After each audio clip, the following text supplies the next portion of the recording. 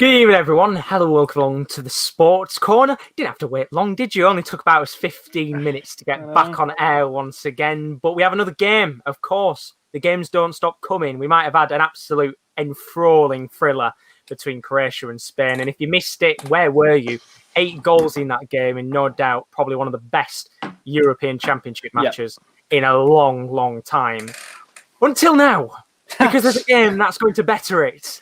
France up against Switzerland. Of course, we have been building this one up for a few days. Not because we've just watched a thriller. Because we want to see one of Mr. KL's teams go through. And you'll remember, a few nights ago, we were here and Kieran was watching a very good game, to be fair, between Italy and Austria. Of course, that went to extra time. Unfortunately, Austria fell at the final hurdle. But Kieran... there's a second chance at redemption. Can Switzerland do it for you? Do you know what? Yes, Mr. Optimist is back. I am expecting a dominating performance from the Swiss. No, if we're being real, it's going to be the toughest test of the round of 16 for a team, in my opinion. Austria, I want to see a similar level performance. I want valiant. I want, a bit of effort. And at the end, they can bow out rather than crashing out. My head is fearing the worst, but my heart is hoping for the best. That's probably how I'd word it. Well, let's hope. Fingers crossed for Kieran. It's good, hopefully. We'll go through the lineups in a second. Obviously, a lot of people staying around after that game. Didn't have to wait long at all. Carl, back in the building. How are you doing, Carl? Hopefully, you've been able to take a breather after that previous match. Carl saying... Switzerland should not fear France. 2-0 to the Swiss. He's backing them. And that's what we love to see. And hopefully, that'd be your dream scenario, wouldn't it, if Switzerland won by 2? The thing is, it is right. Don't fear the French because you don't want to play in a shell. However, it fears me that they've not put in a great performance yet. Because I feel it's only a matter of time before the world-beating force proves how good they can be. Unfortunately, their first task is Switzerland, and they may be the unfortunate one in their path. But we never know. Never know. We'll have to see as Diraj is back in the building as well. How are you doing, Diraj? Welcome back. Good to see you in the stream once again. Let's go through the lineups for this game. Kickoff being 3 minutes away. And you might have noticed, for the first time, I think ever, under Didier Deschamps, they're playing 3 at the back, France, today. Hugo Lloris is in goal. Back 3 of Kimpembe Longley, who comes in for the first time, and Raphael Varane. Midfield 4, Pavard and Rabiot as the 2 wide midfielders. Even in a free back, I don't know what it is, but Deschamps can't get away from playing a central midfielder as a wide one. I don't get what the obsession is, but he loves it. Kante and Pogba, of course, the 2 midfield. Griezmann is the attacking midfielder, and then Mbappe and Benzema up top together, which should be absolutely electric. On the bench, a lot of players missing, but also a lot of players just chucked on the bench probably for the sake of it. Thuram and Hernandez, 2 of them that have had injuries. We don't actually know if either of them are even fit enough to play the game or whether they're just there to pad the bench out. But players that are fit, Ben Yedder and Giroud, if they are needed, could come on. Lamar as well, Tolisso, Zuma, and Sissoko as well. As for the Switzerland team, they're going for a 5-2-1-2. Kieran, I'll let you take it away. And it wasn't me who did these lineups. No, it's fine. I think it's okay. Don't worry about it. Jan Sommer, as a back 5 of Stefan Zuber, Ricardo Rodriguez, Manuel Akanji, Nico Elvedi, and Sylvain Widmer. The team has looked much more balanced since he's been added to the team. Granit Xhaka and Remo Freuler is the midfield pivot. Xherdan Shaqiri in attacking midfield, who was outstanding on the final match day. And the front 2, as it has been all tournament, are Breel Donald and Bolo and Haris Seferovic. And you look at the bench, Mvogo, Kobel and Babu. Zakaria still can't get a start. Vargas, Sau, Fashnacht, Benito, Memedi, Gavranovic, Edmilson Fernandez and Fabian Schär. I mean, Rowan's obviously put in brackets Manuel Akanji hero, so I'm guessing he's betting in this game, not just because he's a Dortmund player. I'm guessing he might hope that Akanji puts in a good performance today, because, as you said before, realistically, they're going to need to, because the 3 at the back formation is going to allow for a whole host more of attacking opportunities for France. Yeah, and I think Switzerland, what I'd like about them in recent weeks is they've actually decided to kind of go with a 4 and allow Zuba to be the wide midfielder. And he got a hat-trick of assists on the final match day from that winger position, him and Shaqiri either side of Xhaka and Freuler. And I think if you do create overlaps on either side, you may be able to exploit, especially on the left. You know, a wide midfielder in Rabiot, he's one of them, much more suited to the middle of the park. But due to injuries, they've kind of had to shoe on a few players in, haven't they, Josh? So hopefully we can see Pogba and Kante finally be toppled as a midfield too, because when they've started, they've not been beaten. So we'll see. We'll see. We'll have to see. We'll have to see. Head-to-head wise, in terms of the games that they've played against each other, 38 times. France have won 16. The last match was in 2016. It was a 0-0 draw. That was in the 2016 group stages. 3 of the last 5 games have ended in 0-0 draw. If you're going based on that rule, a 0-0 draw would be a good result for Switzerland. It just means they need to play another half an hour. But you look at the record, very even. 12 wins, 10 draws, 16 defeats for Switzerland. 16 wins, 10 draws, and 12 defeats. Switzerland don't have a bad record against France. No.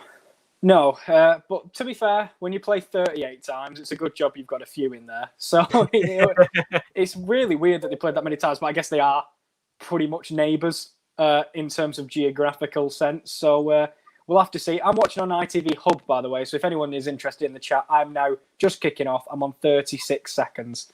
So there you go, just for anyone who's interested. Not too bad, not too bad. Look at the chat very quickly before I let you take the wheel for the time being. Louis put, KL looking fresh. He loves it. Oh, thank you very much. Louis, you're looking fresh. I can't see you, but I just make a presumption because you are always fresh.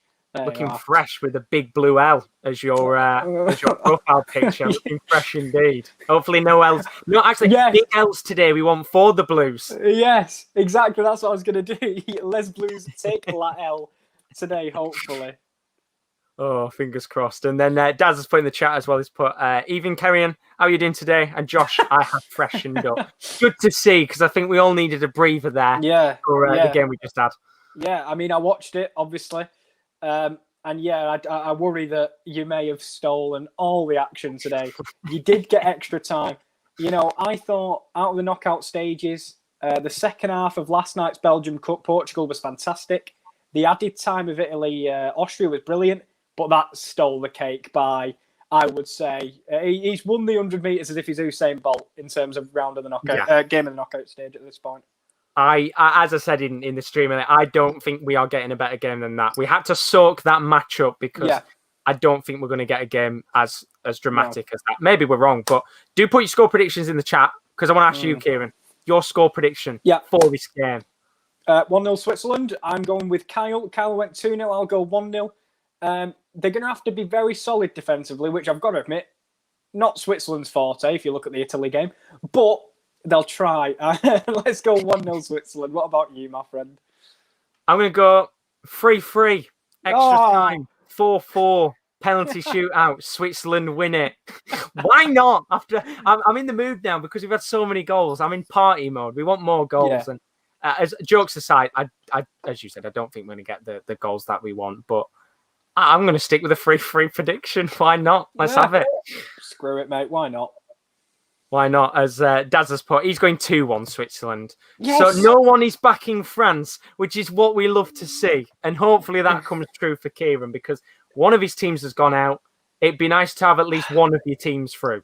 Yeah, and but they went out with, I would say, what I saw a comment was, Italy won the game, but Austria won our hearts. And for me, that was enough, you know. I didn't want to see him get battered, and they didn't. But I knew we always had the most knowledgeable football chat on the planet, and they've proved it tonight by not going with the world champions. Come on. Well, scenes we love to see. We'll have to see what happens. Either way, I'll let you take the reins for now. Should be a good game indeed. Let's hope that Switzerland can get a nice early goal. Fingers crossed. Fingers crossed indeed. Thank you very much, Josh. And as I say, anyone who's trying to sync up with my specific one, I'm on ITV Hub. I'm a bit behind the terrestrial telly. I'm at 15 seconds till I'm at 4 minutes. As Daz, are you watching Wimbledon, my friend? I've not caught any of Wimbledon yet, of course. as the Euros is still on, but I do know Wimbledon's happening. The Olympics are soon.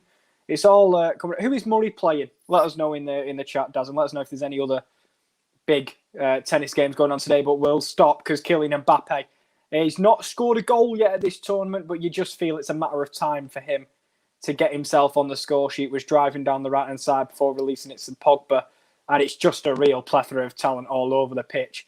And it's Benzema who finally got his European campaign off to a good start last time out with the brace in the final match day in that 2-2 draw. And I tell you what, Benzema for the first couple of games was not involved, didn't cause many problems, but in the end, he always shows up. And this is the problem. It's the same with Lewandowski. We mentioned him earlier in the tournament. Unfortunately, these teams have players that will get chances, and it only takes them one or two before they get them. But I also want to say congratulations to Alvaro Morata, who scored today. He managed to get on the score sheet again. He's gets a lot of criticism, but he played very well this evening. As the ball's whipped in on the left from Antoine Griezmann, it's fall to the chest of Benzema. Good defending from both Zuba and Ricardo Rodriguez, and I think there will be a lot more asked defensively of Steven Zuba in this game than it was in the game against Turley, as he's facing Basilashvili, which thank you very much, Daz, for letting me know in the chat, as he's Andy Murray's surfing for the match, who during this tournament will be British unless he loses. Then he is officially Scottish, and we do not claim. But slowish start to this one, 5 minutes in, I would say, not expecting too much. As I say, I think Josh had the entertainment. I'm actually hoping for a close game for my circumstance, just as a slightly biased fan. But Ricardo Rodriguez brings the ball forward for Switzerland, plays it into the box. It's poor clearance by Presnel Kimpembe. Josh made a good point. New system for France. Will there be a bedding in period for them, or will they have found a system which they would like and carry on in the tournament? As Mbappe squares up Nico Elvedi, can't get past Xhaka though. And he does eventually retrieve the ball, but he had a little bit of struggle there. And the ball is whipped in. It's good defending by Manuel Akanji. And this is going to be a story of the night for Switzerland defensively. As I've just seen, we're asking if Tubbs is here. Tubbs don't want to be here because all he'll hear about is how good Nico Elvedi and how good Breland Bolo is. So I don't think he wants to be around for that. And Jan Sommer, of course. Can't forget him. And I will mention Zakaria, who's on the bench. But defensively, crosses coming into the box by France early on, and they've been dealt with by the Swiss so far. As Griezmann is going to whip in the corner, I've got to say a very good tournament by. I would say a good tournament. Sorry, not very good. That'd be a bit too generous. I'll say a good tournament by Antoine Griezmann. As Presnel Kimpembe heads out of play, and in the opening 7 minutes, it has been a good attacking display, but we all know in the chat that. Vladimir Petkovic's Switzerland side are definitely going to win this game. All the predictions in the chat were telling me that this is the game. And we have already had a shock. Maybe it's going to be one of them where there's one shock around, and the Czech Republic the other day, Roman will be extremely happy that the Czech Republic managed to get away. But Breland Bolo in a foot race with Varane, he does very well to shield the ball out and in a corner for his side. It's good centre-forward play by Breland Bolo. It's going to be interesting to see him come up against these three centre-halves tonight. Another man who's had a good tournament. Picks the ball up from deep, and this is where he was most dangerous against Wales, when he had the ball at his feet. And he shepherds the ball out for a corner, does Bolo, when he scored from a corner in that opening game that I just mentioned. And it'd be absolutely joyous if he could do it again. It's Ricardo Rodriguez of Torino over the corner, and they don't win the first header. It's dealt with well, and I'm just going to have to move the cat off me for a minute as Varane won the header, and it was clear. But as I say, I think we've all got to catch our breath after the previous game of the day. And I know a few of you were here. I know Kyle was in here. I'm pretty sure Daz was in here after having to freshen up in between games. So it's nice to see you all back for the late game. I can't promise as much drama, but a good start from Switzerland. If Zuba tries to go one more, he releases Embolo in acres of space, tries to through Severovic, who finally got on the score sheet on that final match day. After having a quiet start to the tournament, he even got replaced by Gavranovic. for the second game, but he finally got on the score sheet and played very well. As Zuba, he's coming to a more central position. He's had a good tournament. I feel like I'm saying that for every player at this point, but he got a hat-trick of assists on the final match day. But the ball is out wide on the right. Good start by Switzerland, and the ball is flashed across the front of goal by Remo Freuler. But unfortunately, I don't think Seferovic really gambled on it. But good starts, this one, for both teams. As Daz says, he popped in for a bit before. It's nice to see you. Nice to see you, my friend. Evening, KL. Hello, Chris. And Bernaldo saying he wants a Shaqiri hat-trick. And if we see a Shaqiri hat-trick, I'm not going to make any deal because I refuse to believe anything's not possible. But I hope you're well, Bernaldo, and I hope you're well as well, Chris. I hope you both managed to catch the game before me because what an unbelievable fixture that was. And what are your guys' prediction, Chris and Bernaldo, for tonight? Of course, we've got a Shaqiri hat-trick incoming. But will it be 3-3? Or are you going to follow suit of the rest of the chat and put in a win for Switzerland? Let me know in the chat. As the opening 10 minutes has been fairly well balanced between the two sides. I've got to actually admit, in the last couple of minutes, I think Switzerland have been the slightly better side in the last 3 or so minutes. As Chris has put, Spain are not winning this tournament, atrocious defensively. France should beat them comfortably. Oh, if they beat Switzerland, thank you very much. If they beat Switzerland. As he says, as a neutral, entertaining, but realistically atrocious defending from both. I don't mind atrocious defending, but it doesn't involve my team. I would much rather crap defending in a thriller like that. As Bernaldo puts in 3-1 to Switzerland. Let's go. That's it's got to be about 5 for 5 here. As Daz has asked, what do I think of our ref tomorrow? Danny Makalele. My first one is he related to Claude? Presume not. Second question, I don't know who this is. I might have to see him, and then I might recognise him, but I don't get them by name. I knew the Turkish one from the game early, but as I say, I wouldn't have known his name. You would have just had to tell me the Turkish one. As in, Bolo gives the ball away, and it's freed on the left-hand side to Kylian Mbappe. He tries to cut it through to Benzema, but it's good defending from Manuel Akanji. Brackets hero, if we look at the lineups. Not my beliefs. As Chris goes 1-0 France, and it's poor from you, Chris. I expect better from you. But no, it's a fair reflection. But I did, early on in this game, you wondered whether this France team, who I don't think have really reached second gear yet.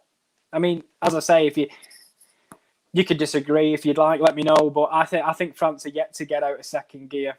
They've had moments in games. I think against Germany, they just looked accomplished. They looked like a team that was settled and knew they were going to win the game once they took that 1-0 lead. Against Hungary, I think we're actually, a great defensive performance from Hungary nonetheless. But I think France themselves showed a bit of defensive frailties when Hungary had their one and only opportunity of the game. And in the final match day against Portugal again, proved this defence can be got at with the 2 goals, even though one was a horrendous penalty decision. As Rowan's back in the Swiss, we've only got one outlier. It's 3-1 Switzerland in the chat. This is absolutely fantastic. I don't know why everyone's taking my take. I love this. Go on, the Swiss. As obviously, to be fair, Rowan, you have to back Manuel Akanji and the 17 other goalkeepers that Dortmund own that are Swiss. So it makes sense from your perspective. As Chris says, he can't look past France on winning the whole tournament. They've not been convincing yet, but didn't have to be scary for the rest of the tournament. I mean, I think in terms of squad and in terms of talent, they're definitely the favourite. They'll be the bookies' favourite. They'll be, I think, most fans' favourite, just based on what they accomplished at the World Cup and how good they are. As Mbappe is going to match up with Nico Elvedi, one world-class superstar, and Kylian Mbappe there in that matchup. As couldn't get past him and had to put the ball back into the middle. But yeah, I understand that France are the favourites. Has anyone else got any other favourites, for the tournament at the moment? Because I think Italy, we saw they'd looked brilliant throughout the group stages, not really tested. played against 2 bags of 10 in Austria and just struggled to break them down. They got over the line in the end. Belgium last night avoided a scare against Portugal. I think Portugal in the second half were absolutely fantastic.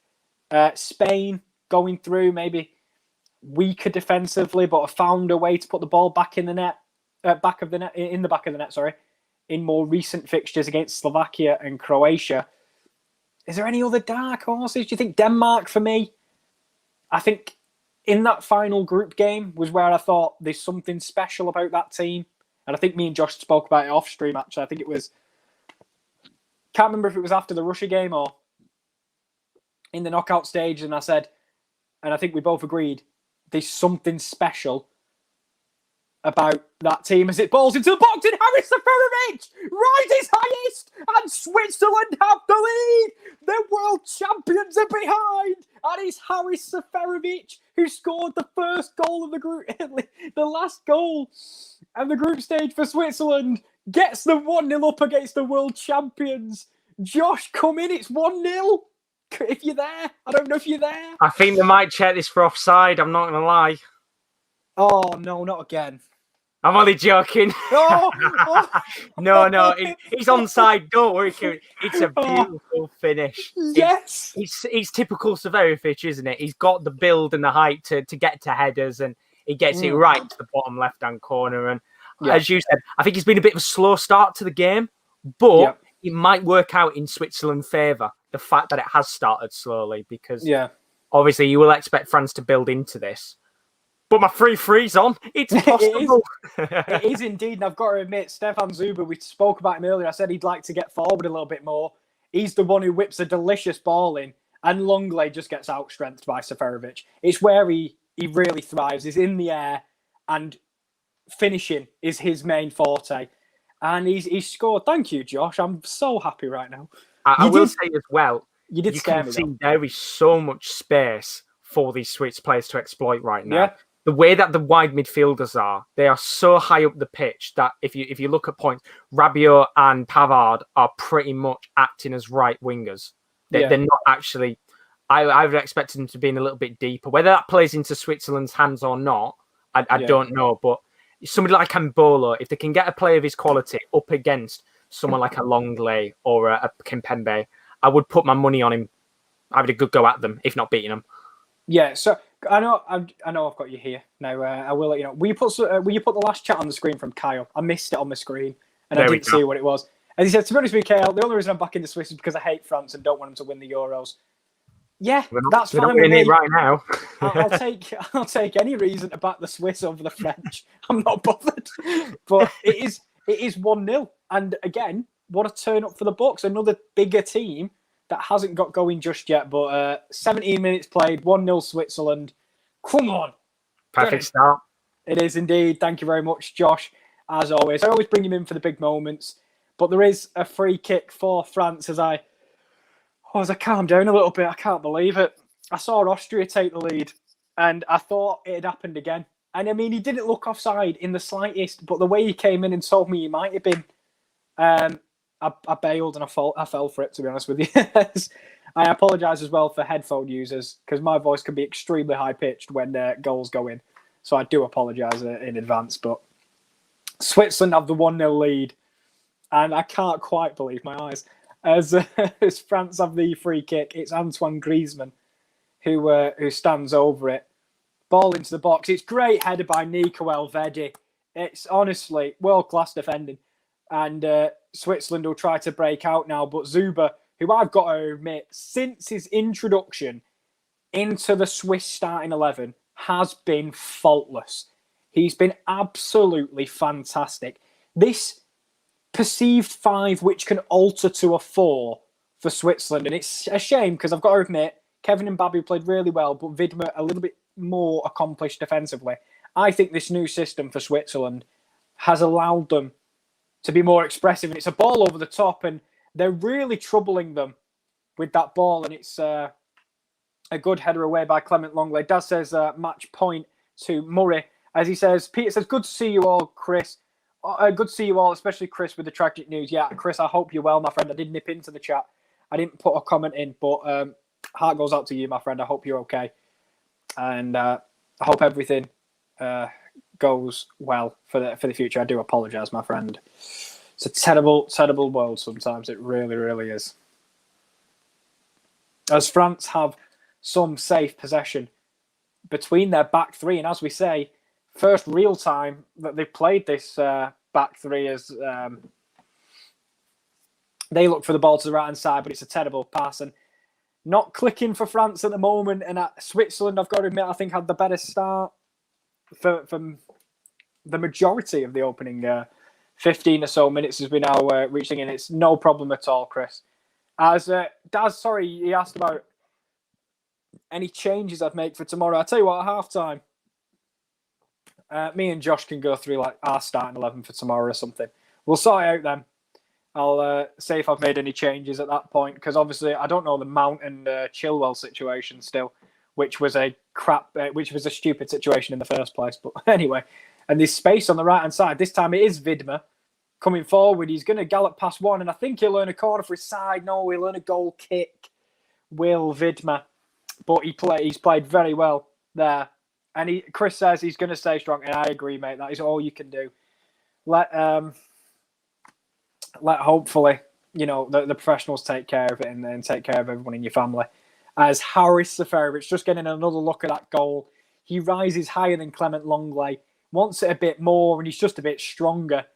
And as I say, late arrival at this tournament, Haris Seferovic. He was really absent the first 2 match days, but that finish against the Turks seems to have really, really brought him to life. And Switzerland again can bring the ball forward. There's an overlap on the left. It's Zuba. Xhaka tries to find him, tries to thread the needle, but it's a good bit of defensive work from Benjamin Pavard. And I've got to admit, this game is really open. They're searching for Mbappe over the top. Nico Elvedi's there. It's bloody quality from the Gladbach centre-half. And Mbappe plucks it out the air, but Elvedi was with him every step of the way.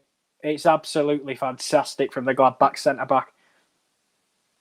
As Cal says, welcome to Tobias Lange. Welcome, my friend. Appreciate you joining and glad to have you on board. I hope you're well, my friend. Let me know your thoughts in the chat. I would say give me your predictions, but you've got an unfair advantage. Oh, he's become a YouTube member.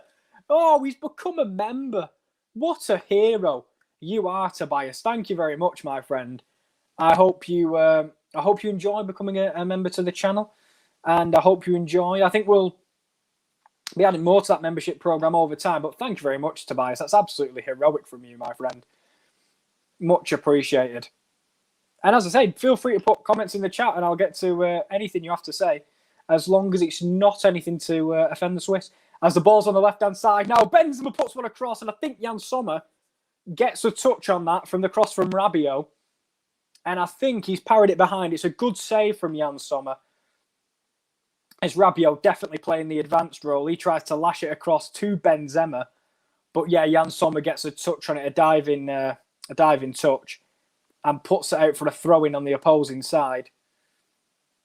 As we do reach the midway point through the first half, which France haven't really flexed their muscles just yet, but they do have the danger to do so as the ball's on the edge of the box. Benzema is cut out in the end as the Swiss will earn a throw-in.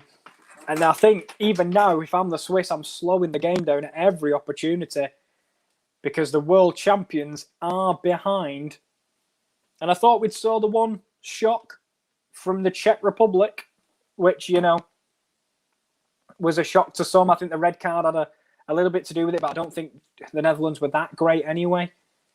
But, I thought that would maybe the only shock. Are we in for another one as the Swiss earn a free kick at the middle of the pitch due to Granit Xhaka being hauled down? And a lot of midfield talent on display today. Pogba, Kante, Xhaka, all on should be an interesting midfield battle. And not even forgetting Remo Freuler of Atalanta. As Jan Sommer is deep out of his goal to retrieve a back pass. Hopefully we don't get a new nice Simon situation from earlier in the day. What a bizarre situation that was with him. But I've got to admit, collected himself very well and ended the game extremely well, making a crucial save in added time. And I've got to admit, we said that this game Won't live up to the Croatia game, but I've got to admit, so far, I've just said I've got to admit twice that this game has actually been quite decent to begin with. As Kyle's asked in the chat, did you guys hear about the awful crash at the Tour de France? Yes, I did. I don't know why someone decided to try and be funny and get themselves in the camera shot with a cardboard. I don't know what the cardboard said, but caused a horrific crash. As Rowan said, it had to be stinky Seferovic. Seferovic is not stinky. Seferovic is actually, from no experience, a great smelling man, and also an unbelievable finisher of the football. As Kante finds himself on the left, Seferovic is really good, and we wondered in the early parts of the tournament, about his finishing. It wasn't up to scratch. He had a few chances that I think he should have done better with, but that first goal that he got of the tournament against the Turks really did improve, I would say, his confidence. And that's a really harsh handball because the ref was looking in the opposite direction and has somehow given that as a handball. I swear to God, he turned away. So how will he know that? I'm not listening with commentary, but it's going to be a free kick in a really dangerous position for the French. And I think the Swiss will have been hard done by if this was to end up in the back of the net. Griezmann standing over it. As I'm really, really harsh decision by the referee considering he was facing the opposite direction to give that free kick. Mbappe and Griezmann over it. What an embarrassment of riches that is between the two of them. They've set up. They've done the setup of a wall in front of a wall. Have the French not seen a direct free kick goal? Could it come from Mbappe? No, it goes straight into the wall. Comes back to Mbappe, and he lashes it wide. I don't think he connected with it how he would have liked, and it's a let off for Switzerland. But I think that would have been a harsh one anyway to give away his first shot into the wall, and yeah, that was miles wide as he lashed that. More of a slice than anything. Hits the midriff of Seferovic. I would say it hits his arm, but his arm's tucked in, so no hints, I would say, of handball in that instance. But the Swiss survive the free kick scare from Kylian Mbappe, and as I say, still yet to get his first goal of the tournament, as there's lots of space either side for Switzerland now as they drive through the heart of the midfield. It's a lovely 1-2 with Rodriguez and Zuber, and Zuber earns a corner, and it will be Rodriguez to take it, but I think Josh mentioned, he could see the amount of space that they have, these Swiss players in the wider areas, and their main aim for me has been getting this ball down the left, and the interlink between Rodriguez and Zuber has been fantastic. And I thought that was a corner, and unless they've taken it already, the French have the ball either way. As Pogba goes searching for Benzema, it's a good touch, but Manuel Akanji deals with it very well. And now it's Elvedi's turn, and he'll get the ball clear before it becomes another wave of attack from Les Bleus. And Rabiot playing extremely high for a left back. I think it's one of them where the three centre halves are extremely spread out. Varane on the right, Longley in the middle, Presnel Kimpembe to the left, but lots of space for the attackers of Switzerland to try and get in behind this French team. But as we're half an hour in, I've got to say the Swiss will be much the happier. As Pogba goes for the switch play, and he does find the quote-unquote left wing-back Rabiot, who strikes into the bottom corner, and it's just wide again. Very similar to Mbappe's shot, didn't quite connect with it. It seemed to always be veering away from the bottom corner rather than into it. It was a good effort, though, from Adrien Rabiot,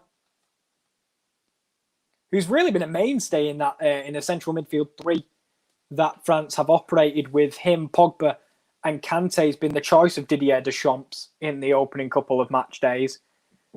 As I'm just going to try and get a drink here. By the way, sorry if you can hear that on the earphones. That would be rather disgusting. But Manuel Akanji spreads it well. And this is it. Ricardo Rodriguez has so much space to drive into on the left in behind Benjamin Pavard. Pavard, I've got to admit, does very well to get back and track it.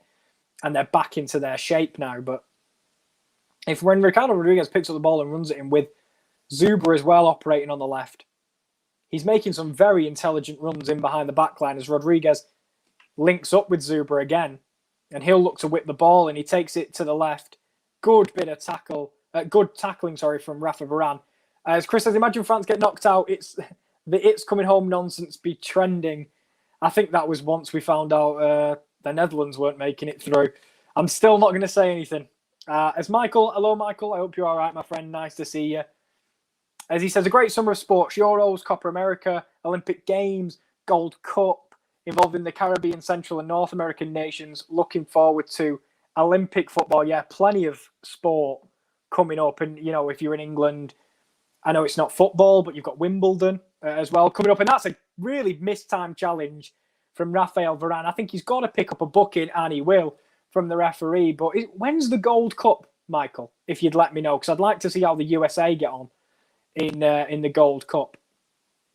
Please do let me know when that is. As Copa America, as also that's a little bit more spread out than the Euros, and hopefully we'll get into the latter stage of that soon. I know the group stage is almost complete. They have a bizarre group stage. 2 groups of 5 with 8 teams making it through. So only 2 teams get knocked out, which I understand there's less nations in South America, but just seems a bit much. To have 8 teams going through from the group stage. But I guess you want a quarterfinals. As the ball's whipped in by Shaqiri, it glances past Mbolo. And it's where you want Seferovic, really. It was over the head of Nico Elvedi. And it nearly fell into the head of Mbolo, but, he didn't attack it. Just kind of hit his head and continued on its thingy. It continued on its trajectory as the Gold Cup starts 11th of July. Well, I'll be sure to whack that on then. I think the Euros will still be playing, but it'll be very interesting. I know it'll be late at night because of the... What times are the games, Michael? Are they relatively late because of time zones, or are they relatively early because of time zones, I would say? You never know. As Russ, hello, my friend. He says, how are you? I'm bloody fantastic now the Swiss are winning. How are you, Russ? I hope you're well. And I hope your channel is growing as well. As that's a terrible challenge by Elvedi, but it has freed Rabiot. It's a terrible touch from Adrian Rabiot, and he did not make the most of that advantage. Wouldn't be surprised if the ref goes back and books Nico Elvedi for a really poor challenge on Antoine Griezmann, but Rabiot has to do better. As Elvedi comes out to meet Griezmann, lunges in, frees up Rabiot. It's just a heavy touch. As he says, he's good and the channel's going well. And it's good to hear, my friend. Good to see you in the building as well. And I hope you're as happy as we are that the Swiss are winning. Because if you actually look at some of the surprise packages from the predictions, you've got to look. Czech Republic are still in. Denmark are still in. They're them two dark horses made it all the way. I don't know if Ukraine was someone's dark horse. They're technically still in. As France will play out of play. Right. Chris put something in the chat. Let me have a look. If men watch Love Island, I do question you probably watch it to have a organism over. Don't think that's what you meant, but I'm going to say it. Have an organism over the girls on there who go on there to attention, to say it nicely. People ask, do you watch it? God, no. I don't watch it either, mate. I know, was it during high school or college? They became a real thing of men watching Love Island, which I don't really mind if you do. If you enjoy it, that's all right. I'm just not a fan of too much reality TV. The last time I watched it was the old school Big Brother. Like, we're talking Davina were there. It were on Channel 4 before the budget got cut and they were on Channel 5. That's the last time I watched any reality TV like that. As Chris said, he's rather stick pins in his eyes than watch Love Island. And Carlos put, UEFA said they're scrapping the away goal in their competition. Yeah, saw a lot about that. I think I'll get into my comments maybe when it comes up in a conversation with the lads on a stream, hopefully. And then I'll give my full thoughts on it. Shoot me or don't maybe disagree with me. I don't mind it being abolished, personally. But that's my belief anyway. I don't mind if you don't like it or do like it. That's what makes football. Bit of opinion. Everyone thinks Xhaka's poo. I am inclined to agree, but I love him, so he's not. As Russia's got Czech Republic in the sweepstake. Well, you are still in. Congratulations for having them in the sweepstake. I mean, after one match day, you might not have felt great about it, but no. Happy days. Czech Republic have a decent. They're on the decent side of the draw, in quotation marks, I will say, because I don't think there was ever, there's a favourable side of the draw, but there's no easy matchup, and I think Denmark might be the ones to win that. And I think, as we said, the success story of Denmark may continue. As Michael just says, hello, my friend. America will be hosting Gold Cup games. East Coast 5 hours behind, West Coast 8 hours behind, and Central Midwest 6 hours behind. I knew the East Coast was 5 hours. I did not know that the West Coast was all the way 8 hours and the Central Midwest 6 hours. So I'm hoping, the problem is if games kick off at 7 on the East Coast, they don't kick off till 12 here. I know that because I've had to try and I remember once we woke up when we went on holiday to Florida and I ended up whacking on the 12:45 game from... It was at 7:45 in the morning to watch your breakfast and have the early kickoff on, which is why I'll always appreciate the American fans of English teams that get up to watch their team if they're on the 12:45 game. It's unbelievable loyalty. But should catch some of them games hopefully because I'm usually up later into the day anyway. So from the 11th of July, should watch the Gold Cup. How many teams are even in the Gold Cup? I presume like Jamaica made it, I presume. As Griezmann's on the edge of the box, he dinks it towards the back post. It's headed behind for a corner by Zuba doing his defensive duties. As Bernardo, the trusted American, West Coast is 3 hours behind me. It's hard to follow baseball and basketball with late games and modes of... Yeah, I didn't even think about the in-American time zones. Because as you say, you're 3 hours behind another part of your nation, which obviously in the UK, we never have that. That must be bizarre. As, you can't watch a game because in Central Time, it'll be different to the West Coast time. That is intriguing to me. But it's because your country is so massive. As Dazza said, we got a good draw, Kieran, if we beat Germany. Oh, there's no good draws. Well, there is. There clearly is. Favourable, yes. Easier. I'm going to say no, just based on the fact that there's cliche, no easy games in the Euros. Either if we win, we'll play Sweden or Ukraine, and if we beat Germany, we'll play Sweden or Ukraine, and if we beat Sweden or Ukraine, we'll face Denmark or the Czech Republic, and say we make it past that, we'd be in the final. So, make of that what you will. Favourable, yes.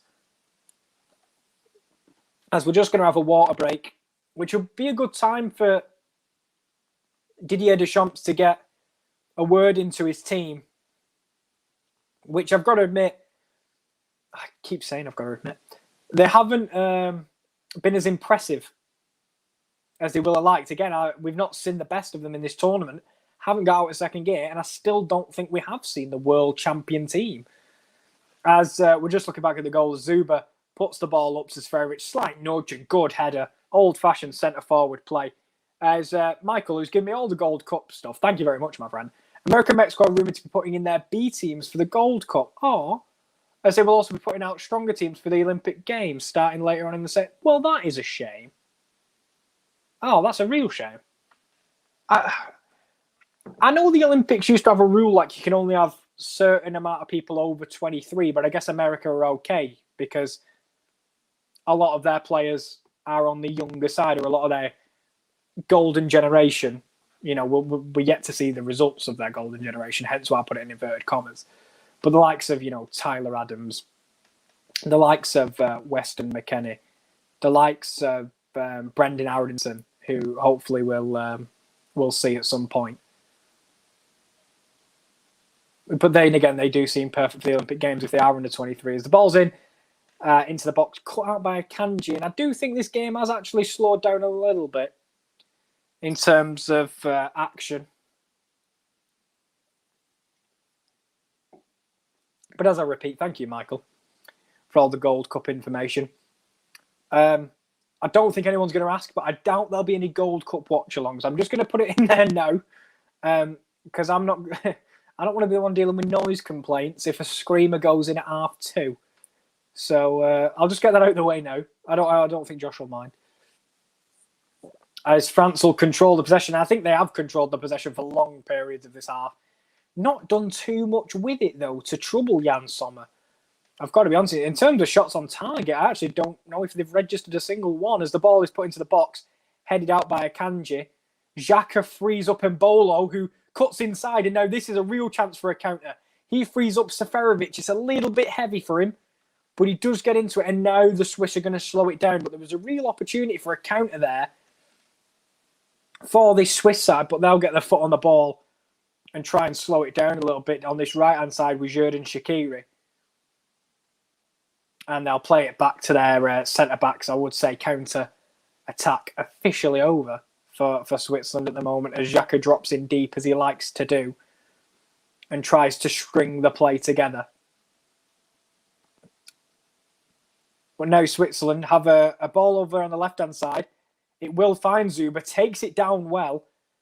Got to admit, been my MVP so far in the last game as well. He was one of the MVPs alongside Xherdan Shaqiri, and my apologies. But I've got to admit, I think Stefan Zuba's been absolutely lights out so far tonight. As he puts a ball into Granit Xhaka. Xhaka through to Embolo, a little heavy touch from the Gladbach forward, but enough to worry Rafa Varane, who puts it behind for a corner. Some lovely play between Zuba, Xhaka and Embolo, but it is cleared in the end by Rafa Varane. And they'll have a chance from a set piece to try and double their lead, and that'll be Dream Street. But Ricardo Rodriguez, it's met by Akanji, and unfortunately he's underneath it, and his header goes over the top of the crossbar. But it was a heroic leap. You know, any consolation, it's a heroic leap from Manuel Akanji. He's got to try and get over that a little bit more and put his header into the ground rather than into the getting underneath it, and he puts it into the stands behind the goal.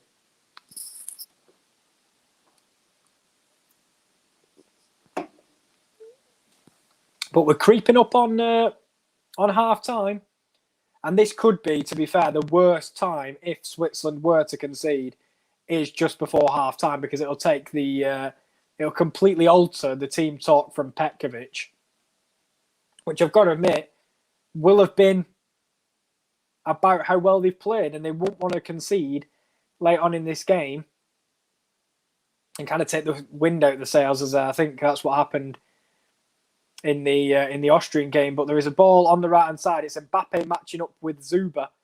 Does very well to get it out of his feet, and it's really quick play from the French. And now they're in. It's Mbappe with a cheeky step over. Completely mistimes his shot, and it's way over the crossbar.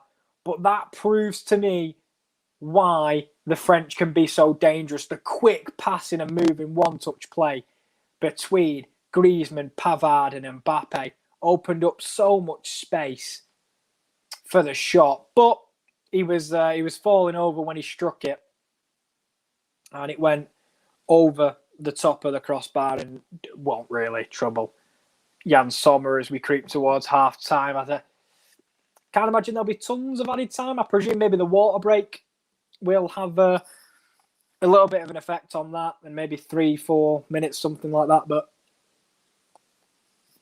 we'll have to see, as I think Xhaka there gets a little bit too eager and takes out Paul Pogba. And we'll see if he can get the ball rolling. And in that midfield, he's tried a few switch passes which have come off, but nothing of major consequence. As Michael, which players and national teams have impressed you so far in Euro 2020? I have to say England haven't impressed me so far in this tournament. They have done enough to qualify, but that's it. Oh, national teams that have impressed me. I'm going to go with Sweden. I think they've been very impressive in this tournament so far. There's been a lot of teams who have had good performances, but in terms of consistent performances, have lacked. And I think France are one of them. Germany definitely are one of them. Belgium, Spain. Everyone's had a blip. England have been rather poor. Controlled games, yes. Blue teams away, no. Not that it matters, of course. As long as you win the game, it doesn't matter. But I will go, if I had to pick a national team that's impressed me the most, I'll go Sweden.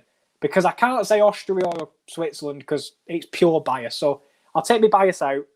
And I will say, did impress me massively were Hungary. I think they held their own in a tough group, in a group where they were expected to finish rock bottom, 0 points, diminished by everyone.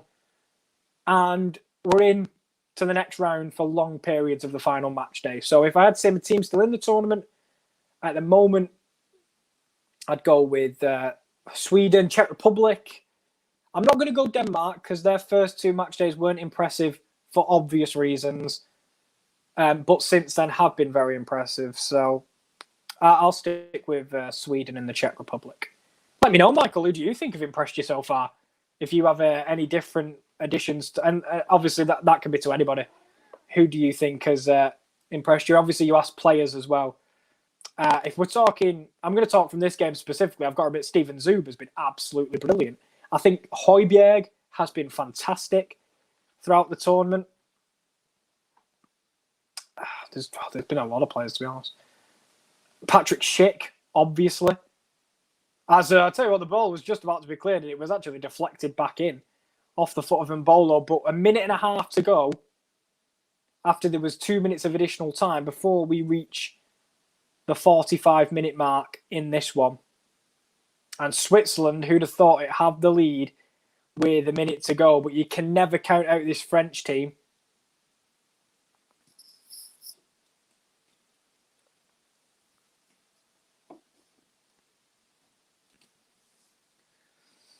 As Pogba releases Antoine Griezmann, he rolls it one more to Karim Benzema, who cuts inside, and it's a good block by Alvedi. And oh, that looks nasty.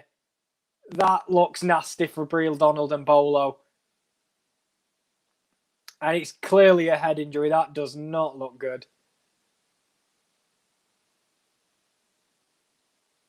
He is down receiving treatment at the moment.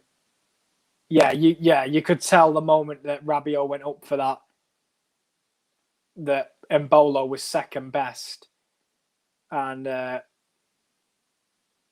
hopefully he's all right. We'll have to see. I think he's going to be okay. He's getting up now with 20 seconds to go. But that'll be a question I'll put to Josh, actually, in terms of nations and players specifically, which have impressed him the most. I think, obviously, Patrick Schick's impressed a lot of players, but impressed a lot of people. Isak from Sweden, what he's lacked in goals for me, he was all their creativity. As Carl's put, I know they didn't make it, but Hungary surprised and impressed him and can hold their heads high. Exactly. They can definitely hold their heads high. They were unbelievably valiant to make it as far as they did. And I'll actually give credit in a non-biased aspect to Austria as well. I think they were expected to really succumb to Italy, who've been impressive in the group stage, but eventually didn't make it through, which is a shame. And as Daz has put, 2-1 in sets, play suspended. As Michael's put, Belgium have been solid and strong, even with KDB and Eden Hazard not fully fit. Lukaku has been a beast. I agree. Lukaku is a world-class striker. I don't know why people don't want to put him in that aspect, but for me, he's world-class. As Ron put, this game good. ITV Hub is stuck at 3 minutes with Rodriguez taking a corner. Just refresh it, lad. It's been all right. It's not been anything special. As Michael puts, I will be supporting our women's GB football team in the Olympic tournament. Yeah, best of luck to them. As that is half-time on my ITV Hub also, a game which is yet to really spark into life. The French have put balls into the box, but nothing of real substance to trouble Jan Sommer, and Haris Seferovic's header from the 15-minute mark is the difference between the two teams. Josh, not a very eventful half in general, but Josh, I don't even know if Josh is there, but if Josh wants to join me, feel free, my friend. Yeah. Here he is. Hello, I'm here. Not an eventful first half, No, but no. a good one. for Switzerland, because I'll tell you something. If they play like that, France, for another 45 minutes, they're gone. They're out. I think they've been awful. And I think it's the three at the back has been a major weak point of this side. Really bad. You can quite clearly see, I think Rabiot is massively struggling playing a wide position, and you can't blame him because he's never played it. And I think when you look at the bench, I'm very surprised Dubois wasn't picked, and maybe Pavard on the left, Dubois on the right, because you've got two full backs that can play wide midfield. I think Pavard could play on the left, no problem. Dubois played as a right midfielder anyway for large parts for Lyon as a wide midfielder and as a centre back.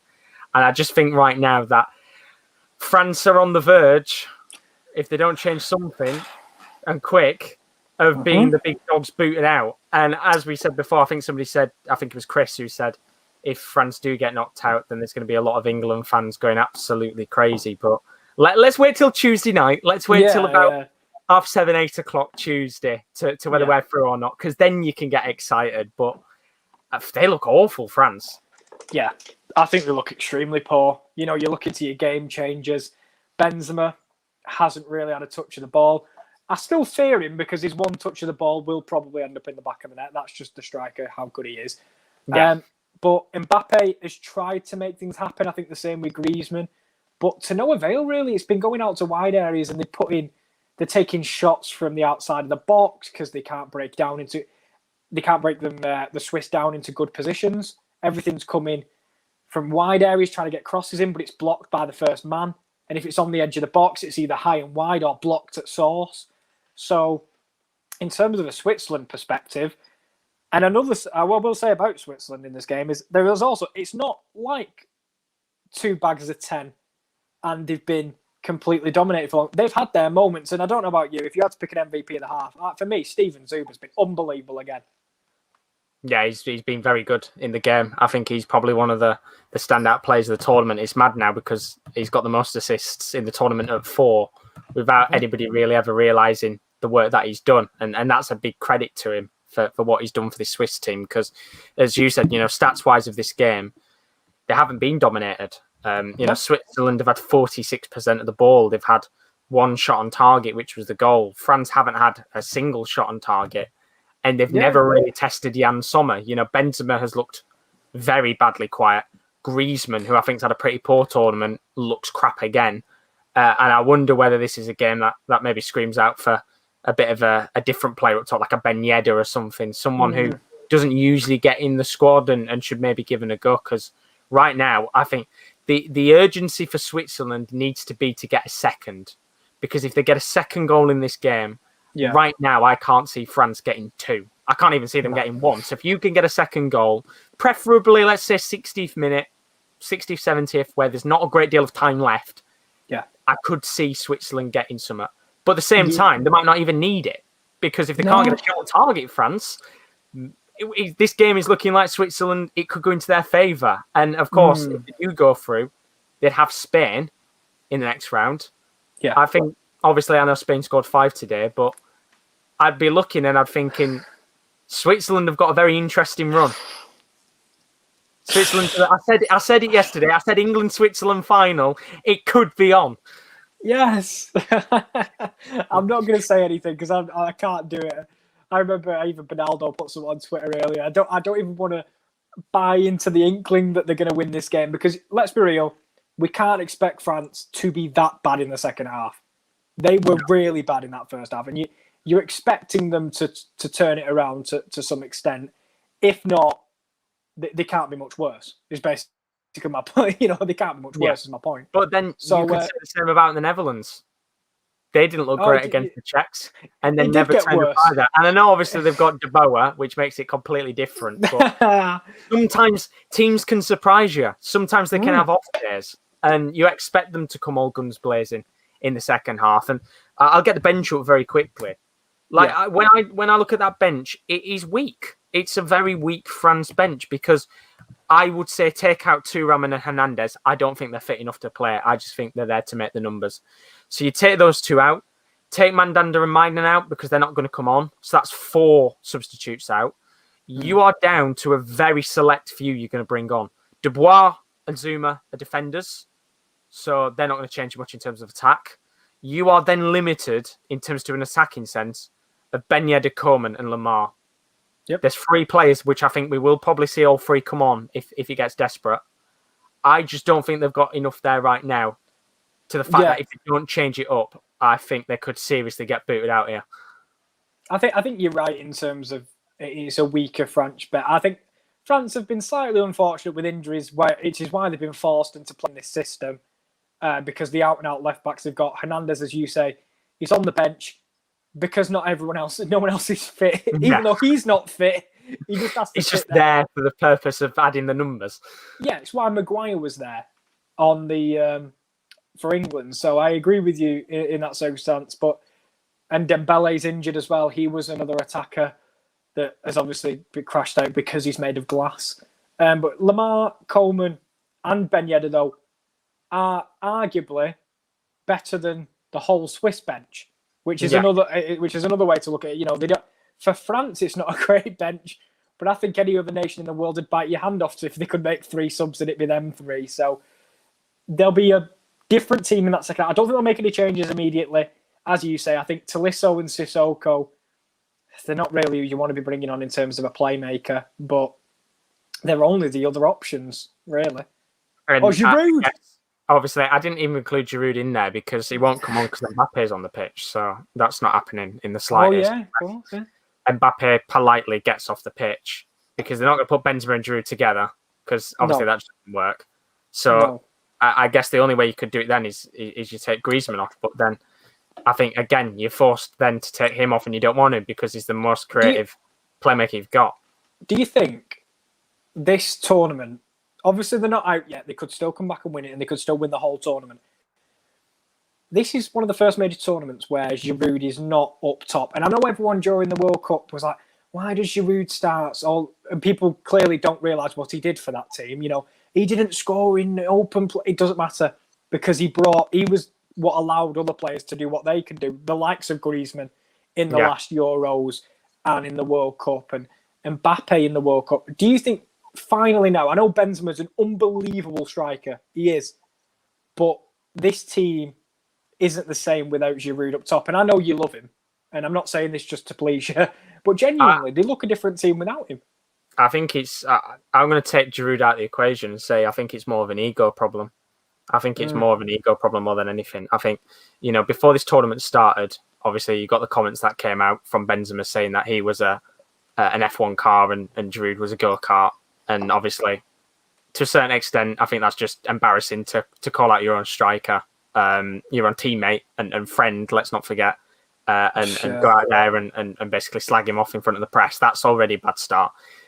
You've then got the Teenage Mutant Ninja Turtle, who is crying over Giroud as well. And the thing is, let's not forget, obviously, you've got the team spirit, you've got personal spirit, but these are players that all play in similar positions. They all play up top together. So the amount of times they're going to have to connect up and match is more than, let's say, if Giroud was a centre-back and Mbappe was a striker, fair dues, okay, fine, because you're not going to be passing as many balls around. There's not a connection up top. But with a player like Giroud and Mbappe, because they're strikers, you're going to need to connect together. And it makes it so awkward now because both strikers have complained about him or basically said something negative about him. And I think you're then looking, right, you don't really want to bring Giroud on if Benzema's on because it wouldn't work together. You don't want to bring Giroud on because Mbappe's on because they don't work together. So then it forces Giroud probably not to come on. And then you are looking at someone like a Ben Yedder. And I think there's a massive ego problem. And the player I worry for most is Mbappe. I think his ego, he's got to sort that shit out because he's getting to a point where, and I don't want to sit here and say, you know, maybe it's PSG or a Neymar or something like that. That's getting to... What I just mouthed. It's literally what I just mouthed. But I know obviously he's won a lot in the game already as a youngster. But that ego will make him out as such a cunt in the future if he doesn't sort it. You know, I understand with players like Ronaldo and Ibrahimovic because they've got a long standing in the game. But no offence, all it takes is Mbappe to snap his ACL and not be the same player that he once was. Look at what happened to Michael Owen. And I don't want to compare him to Michael Owen, but similar situation happened to him. He had the world on his feet when he was younger, got the ACL injury or whatever it was that basically killed his career. Never was the same player again. And I've always said it with Mbappe. I said we have to appreciate what he's got now, because if there is a serious injury that comes along, he might never be the same player again because he's so young. And I think, if you remember as well, I think, was it the 2010 World Cup when France got booted out and they had an awful tournament? I think, if I was correct, because Henry was there, I think he got sent home. I think there was a few others as well. And what was the reason that they got booted out? Because they had big, massive ego issues and they all didn't want to play as a team. They wanted to play for themselves. And I worry that this is the same thing happening to this squad. And not because of the likes of the back line in the midfield. I'm surprised Pogba, and I know Pogba gets a lot of slander, but we're at a Euros where Pogba has been given no slander. He's had no media coverage because obviously Mbappe and Benzema and the other players have had that going on in the background. And that's my worry. And I could sit here and I could whinge and moan about it. But I think more than anything, they need to just work as a team. Yeah. And it's what I think what gets a lot of teams through. And I think Denmark is purely individuals, good individuals, team, brilliant. They all back each other. And that's sometimes it's what won Leicester City a world. It was what won Leicester City a league. There's no way Robert Huth should be lifting a Premier League trophy, but it's better than having individuals sometimes. And we'll have to see in this second half, because this is a bit like Spain earlier. This is a real character test for this team, and we'll see if they can drag themselves through the mud really and into a winning position. But we might as well have a quick look at the Swiss bench. Yeah, let's go for it. There we go. That's how the Swiss bench is looking. Am I lagging? Very slightly, yes. Can you still hear me, by the way? Am I still here? I can hear you. It's just on probably like a 5-second delay. I'm back in 2 minutes. Yeah. 2 minutes. Yeah, Kieran's going to change up his camera very quickly. We said we're going to do this at half time, but you can see from the Switzerland bench, I don't think you bring anybody on yet. I think they're in a very good position, Switzerland, right now. But I want to come back to your comment, Michael, while Kieran's gone. Benzema is a problem for team harmony. He was banned from the French squad for a number of years for allegedly threatening a forward teammate. Yeah, he was. And it was the whole Valbuena situation as well. That was an awful situation. And I think it stinks. It absolutely stinks of over-ego, that France squad. And I understand some of them deserve an ego because they've won the World Cup. They've been there and done that. But it absolutely reeks of over-ego and a lack of squad harmony. And I mean, Coleman is coming on now, and I would assume that's going to be for Rabiot at half-time, for Longley. So they're changing the system up, and they're going to go for a 4 at the back, which I would assume means that Rabiot will probably be playing as a left-back, and they'll change the system up again. And it looks like he's going to be a 4-3-3 that they go for instead. They need to change something up. And I'll tell you something, if they do go out of the tournament, I don't want to sit here and slag France off, because at the same time, I think, they deserve to be here. They're a good side. They're very organised. They've got some of the best players in world football. But I think if they look back, and if they were to be knocked out here by Switzerland, they will look back, and I think the problem will be the issues in the background and the over-ego. And I mean, as Tubbs said, another great example, don't forget the Benzema and Vinicius issue. And I don't want to put it all on Benzema, because I think Mbappe has to take some blame himself. He's very young, and there's a lot for him in life to learn as a player. Let's not forget, he might be a very experienced youngster, but he's not the most experienced player in the world. And I think he has a lot of weight on his shoulders as well. But, I mean, we'll have to see what happens. All good now. No more lag. The audio will be slightly worse, but it's all right. Sounds fine. Is there an echo? No, I can't hear anything. Just me then. It's all right. I'm just one of them. But I was saying before, it'll come up on your screen shortly. I think France have changed system. They're going 4 at the back. Yeah. They've taken Langley off and brought Coleman on. So I'd assume Rabiot is now playing as a left back. Which, interesting choice, considering I've got to admit, I think, defensively, let's be real, not the strongest. No. But we'll have to see. And by the way, what would be your England starting 11? I got told to ask you, and I forgot to ask you. And I know the second half has begun, but we'll have to see. Go on, what's your starting 11? Right, okay, I'm not going free at the back, right? I know there's a lot of people out there saying, should we go free at the back? No, we're not gambling. We're not here to,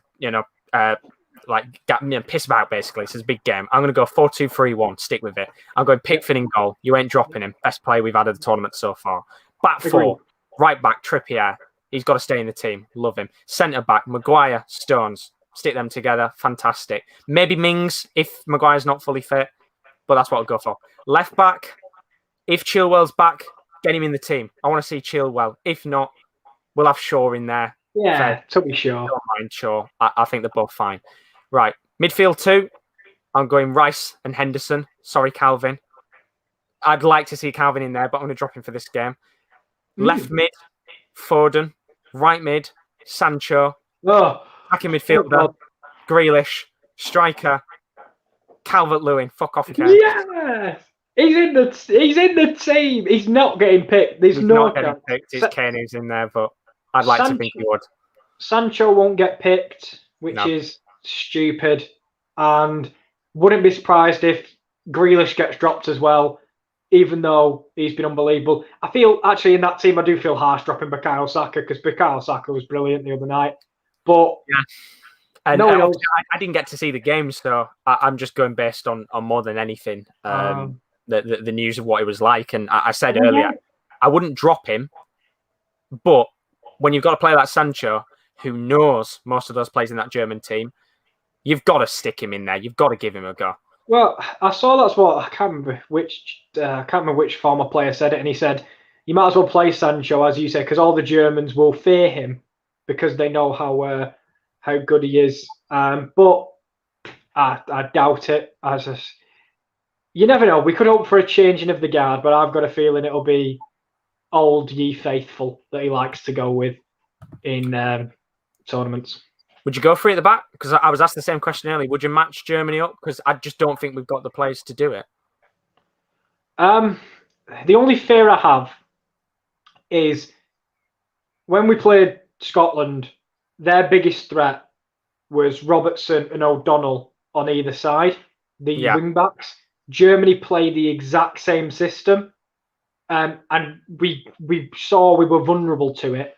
And the only difference maybe between Scotland and Germany is Scotland have better players. So that does worry me a little bit. But as you said, I'd rather just play to win the game than play not to concede.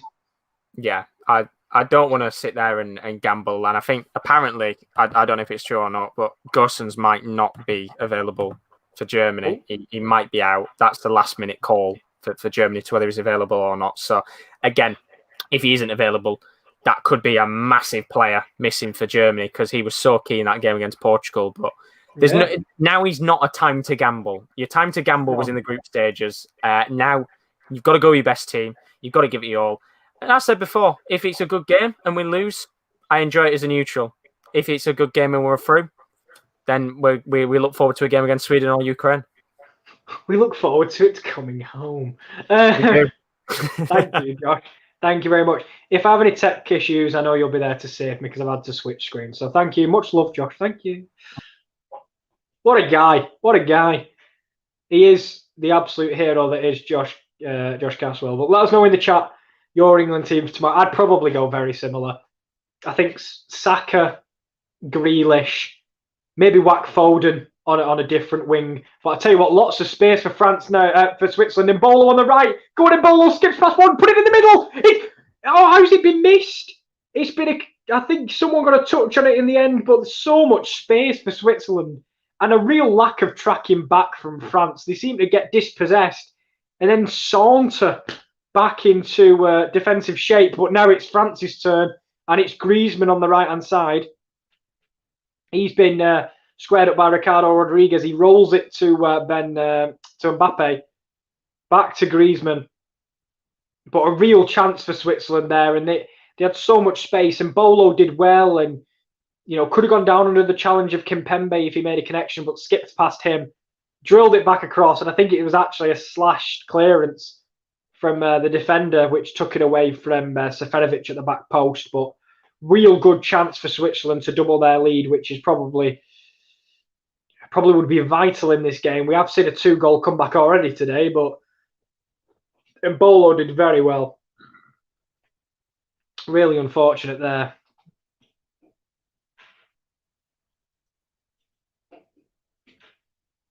As we're 5 minutes into the second half, and I'm going to be watching this clock. I will be clock watching all game long in this second half. As I would say the same about some of you in the chat, but apparently you're all still stuck on ITV Hub. So you're still on 3 minutes and we've not even taken the lead yet. But switched ball over to the left-hand side. Rabiot now the out-and-out left-back, as Josh mentioned, Coleman coming onto the pitch. Much different style player. He's a direct winger who will drive at players and has improved massively on his end product.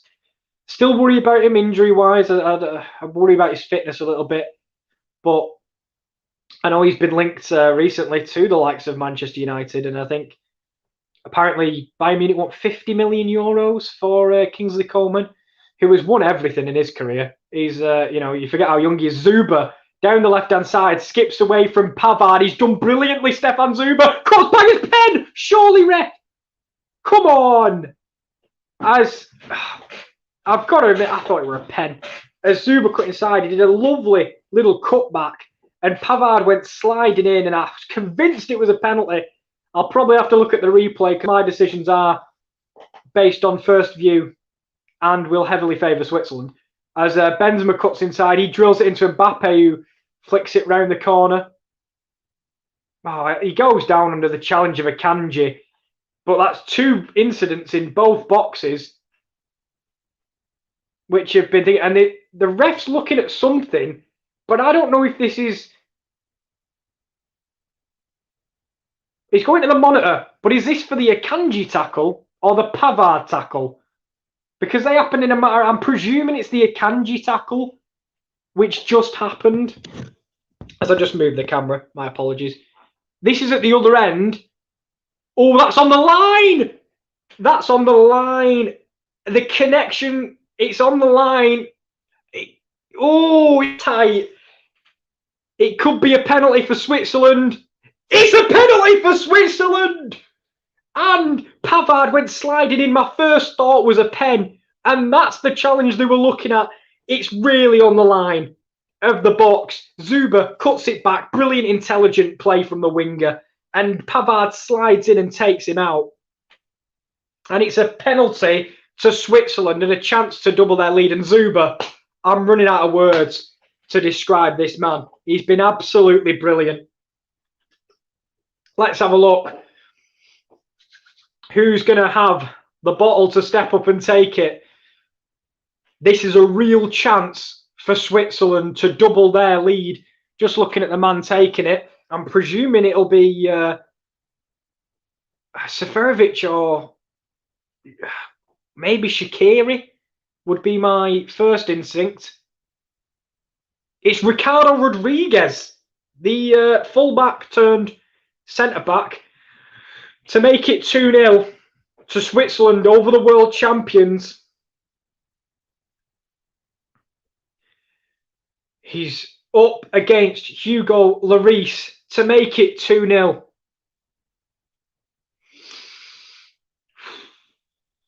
Let's have a look. Ricardo Rodriguez steps up. He's saved by Hugo Lloris.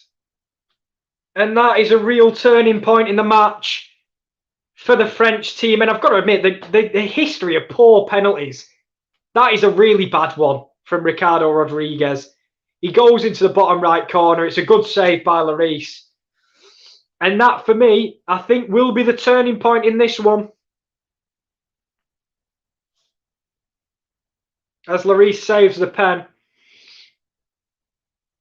And I just got a feeling the momentum will be with the French now. And that was Switzerland's chance to double their lead. As I didn't get to manage to see what Kyle put in the chat earlier because, I'll be honest, I was distracted by the penalty. And I do see another comment in there, which I'll get to momentarily. But it's Seferovic now. He's one-on-one with Varane. And I just feel what a massive missed opportunity for Switzerland to go 2-0 up in this game, and it's just a bad penalty, in my opinion, from Ricardo Rodriguez as he went for the bottom right-hand corner.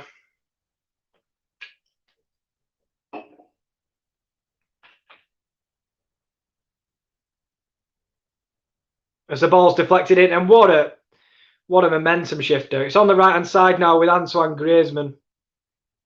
He goes to switch it. It's a good touch. It's laid on one more to Paul Pogba.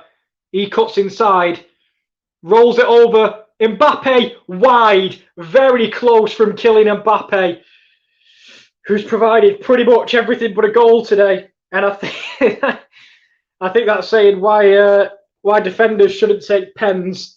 But no, Ricardo Rodriguez, it's just a poor penalty. And I'm hoping nothing happens in the game because I do want to bring Josh in. Poor penalty from Rodriguez and a fairly mediocre one in general from the Torino man. And I just feel that the Swiss have not taken full advantage of what they've been given tonight in a very second-gear French team. But here comes Griezmann. Rolls it through to Benzema. Through to Mbappe. One-on-one. Past the keeper. It's 1-1. And it's exactly what I said was going to happen. It's Benzema, my apologies, who prods it past Jan Sommer. And that is the French back in the game. And Josh, I'll invite you back in because I've just seen you edit the scoreline. I think that's because of the missed penalty. I don't think they get back into the game if they score it. No, and to be fair, you about a minute ago you said I'm going to bring Josh in. Let's hope nothing's happened. The goal literally went in as you said that. Like, please don't bring me in because it's going to be pain and heartache. But all he's got to do, put your foot through it. Put your foot through it. I don't know what he's thinking. He's missed his last 3 pens for Switzerland. Oh dear! And I'm very surprised that they haven't changed pen taker because I think that's the worst penalty miss of the lot. Because in that situation, he doesn't even attempt to really go for it and have some power. But yeah, I mean, that's an awful penalty miss. And then the goal, obviously, from Benzema, the touch is sublime. I don't think he expected it, but the touch is brilliant. And just like that, they're right back in it. Yeah, and I said it the moment they missed the penalty. You could see this coming a mile away. The moment they missed the penalty, you knew full well that France were going to take full advantage. I think they'll go on to win the game quite comfortably now. Hopefully I'm proved wrong, but for me, it all died at that penalty. So thank you, Josh. I appreciate it massively as France do come forward. They're on the left-hand side with Kingsley Coman. As the ball's chipped in, it's a good header cleared by Avedi and Louis. Josh can't hold a straight. But yeah, you're not wrong, my friend. You're not wrong.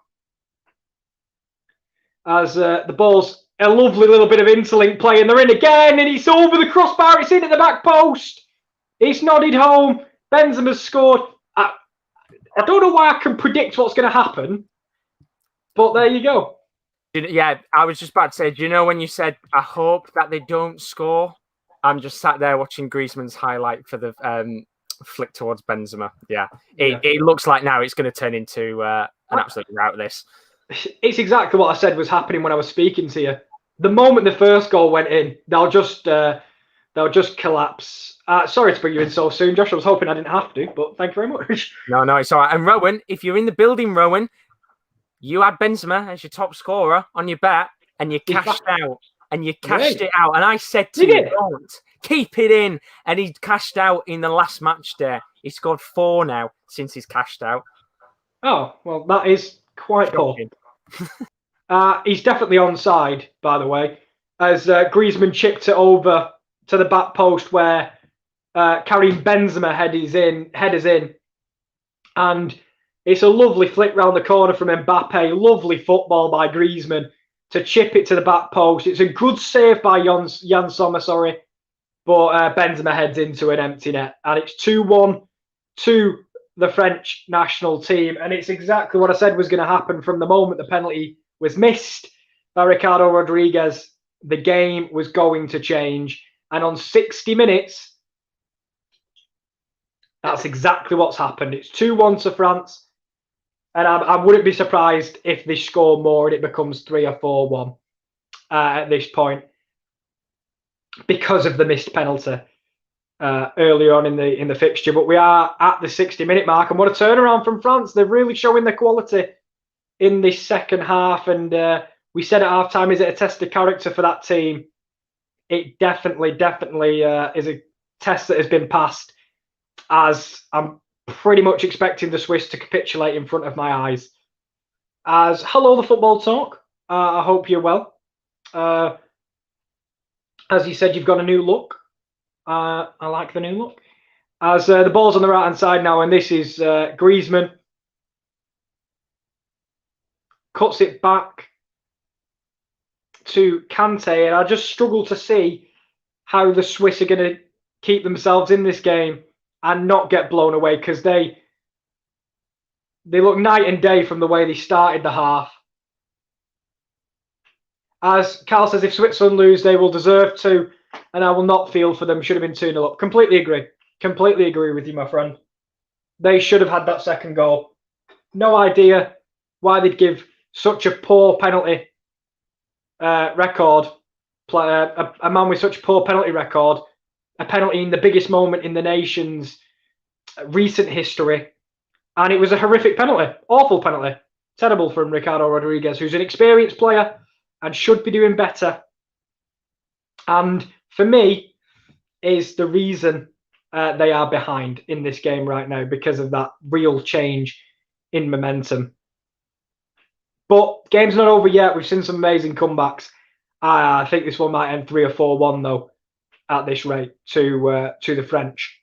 But we'll have to see. As the ball's back with Lloris, who's going to go long. But the ball is in the middle. I hope I can be proved wrong. I hope this Switzerland side can come back and can show a bit of spirit. But at the moment, doesn't look very likely, as Mbolo tries to do some interlink play with Vidmer, and the ball is immediately won back by the French, who look a completely different side, and they're breaking through again. So much space for Switzerland, for France now. It's on the right-hand side. Lovely bit of footwork. And it's eventually cleared, but it's panic stations at the back for Switzerland, who up until this point had not been threatened defensively until that real gut punch early in the second half. Interesting to see if Petkovic will look to his bench. It's not the strongest bench. I know Josh looked through it earlier and kind of mulled over who could possibly come on. As we mentioned, not the strongest, and especially not as strong as France, who have looked like they're going to make it through this test. But long way to go. We saw magic from Croatia. You never know. As I think this is going to be a time in the game where Switzerland do need to get their foot on the ball. France, much the better team, especially in this spell where they've really flexed their muscles and shown how good they can be. Some nice interlink play though. Ball will be picked up and surely kept in. Apparently not. On the left-hand side, my apologies. As Benzema now goes up to 4 goals in the tournament, and I wouldn't be surprised if he surpasses it. I know Schick's up there, but I think Benzema now is really on for it. It took him a while to get going in terms of match days, but he's really come to form in the last 2 especially. And I said he's one of them that only needs 1 or 2 opportunities. He's had 2 opportunities in the game, and they've ended up in the back of the net, because he is world class, as much as we love to admit it. And Rowan does say, why does Benzema now start? Hi mate, you're all right. Why does Benzema now start scoring goals? Because you cashed out. You shouldn't have cashed out, by the way, because they went through. So you never know. As Carl says, my mood went from 100 to 0 with that missed pen. You're telling me, mate, my mood is on the floor right now, if I'm being 100% honest. Because of, as you said, because of that missed penalty. It was, and this is what I feel will have affected the players as well. Not the French players, however. They would have been given a real vote of confidence by that penalty miss, and they'll have found themselves really back in the game and able to dominate from there on. But Switzerland having a nice spell of possession, which they've not really had since the penalty was missed, and it's on the right-hand side at this point. cutting field. Surely that's a foul, and it is, and it's a free kick in a good position for Switzerland as Shaqiri is fouled by Rabiot, the per se left back. He's completely taken out by Rabiot there is Shaqiri. And a chance from a set piece for Switzerland to get back into the game. And fingers crossed on my end, because that'll make me move right back to 100. Might not be able to celebrate as much because of the cat, but he might celebrate. You never know. As it's a free kick in a good area to put a good ball into the box. Few players who can attack it, Seferovic being one of them. Deep towards the back post, and these two players lining up, and they've both got in each other's way. And one of them was Vidma, and that was a delightful ball into the box. I'll have to see if they were onside. Varane's down for some reason. But the ball to the back post is delightful from Xherdan Shaqiri. And these two men, and for me, they just both get in each other's way. Seferovic just outstrengths Varane and goes to prod it towards goal, and then Vidma's coming in as well, and neither of them can make a connection. Oh, it's so unfortunate. As Chris says, gutting for Switzerland, breathtaking France. Yeah, they've really turned it on in the recent 10-15 minutes, I would say. They do look like a team transformed, I should say, not a dream. But that chance there with the ball to the back stick, I do think that both of them, with a little bit of communication, would be able to put that in the back of the net. You know, maybe Vidma coming in behind Seferovic distracts him a little bit, maybe, but got to be doing better. As the ball's threaded through down the middle, I think Sommer's got to come and get it, and he does, and it's really good defending from Nico Elvedi, and he outmuscles Mbappe and allows Jan Sommer to come and claim. As Chris says, though, it's not over. No, it is not, my friend. I'm going to have to put you away. I'm going to have to... We'll have a big cameo from Dex. There he is. We love Big Dex. Big cameo from Big Dex. But don't sit... You'll have to sit over there, mate.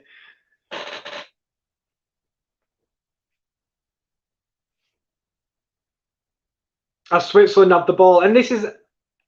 last couple of minutes, they've grown back into this game.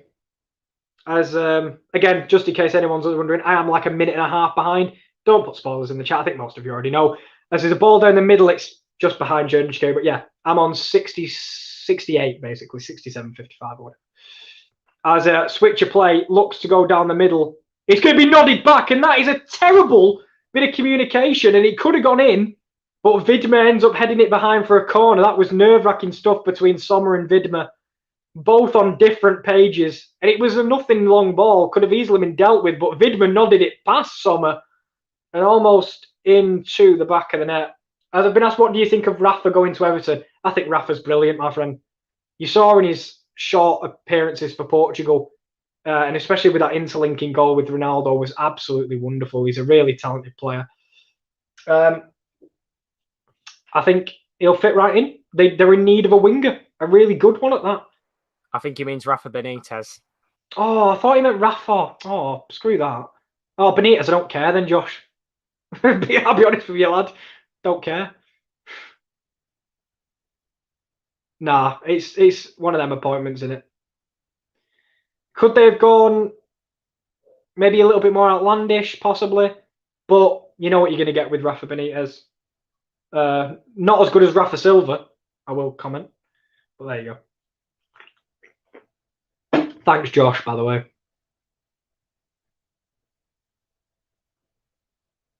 But I think with Rafa Benitez, you'll get results. He'll do a decent job, which is what I will say Rafa Benitez has done at most things. And Jim, thanks, Jim. There's a goal coming. We don't know who for, because I'm a minute behind, but I'm presuming it's France from this attack. As the ball is now with Pogba. Deflected. Corner. Josh is correct. Yeah, thanks, Kyle. My head's gone, lads, I'll be honest. As I think France... Oh, no. No goal. By the way, Jim, if you are new, I am on ITV Hub, which is a minute and a half behind. We'll see if there's a goal or if there's no goal. Kyle, just whack him on Edwit's spanner, lad. You know what to do. As the ball is whipped in, it's headed clear by Manuel Akanji. And if it is the level of goal he's talking with all the caps, I hope it's Switzerland. But as Kyle says, no goal. Thank you, Kyle. Always reliable, Kyle.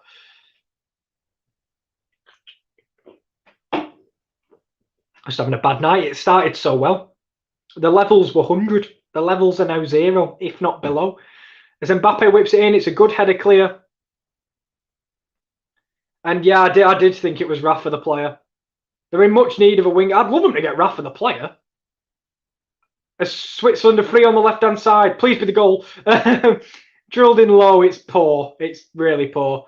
I so hoped it was Rafa the player because I want to see Rafa in the Premier League. But Rafa Benitez, fair do. As I think Mbolo's still down in the middle of the park and there'll be a break for an injury. By the way, this all come to bite you if Rafa Silva joins Everton. Just letting you know, if that becomes a transfer rumour in the next couple of days, I'm coming back on stream and I'm laughing at all of it. It won't. It definitely won't. But you never know. You never know.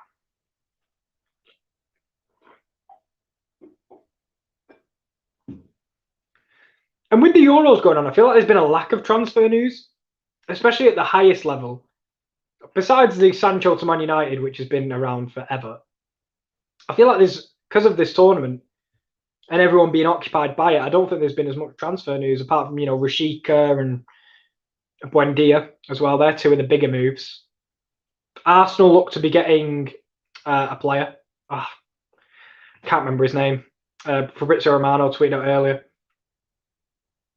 because he's always wanted to play in the Premier League. I can't remember who it was though. As there's going to be a foul on the French player, and there will be the first substitutes of the game for the Swiss. Gavranovic, who made a very good impact on that first game off the bench, could have scored. Unfortunately, though, it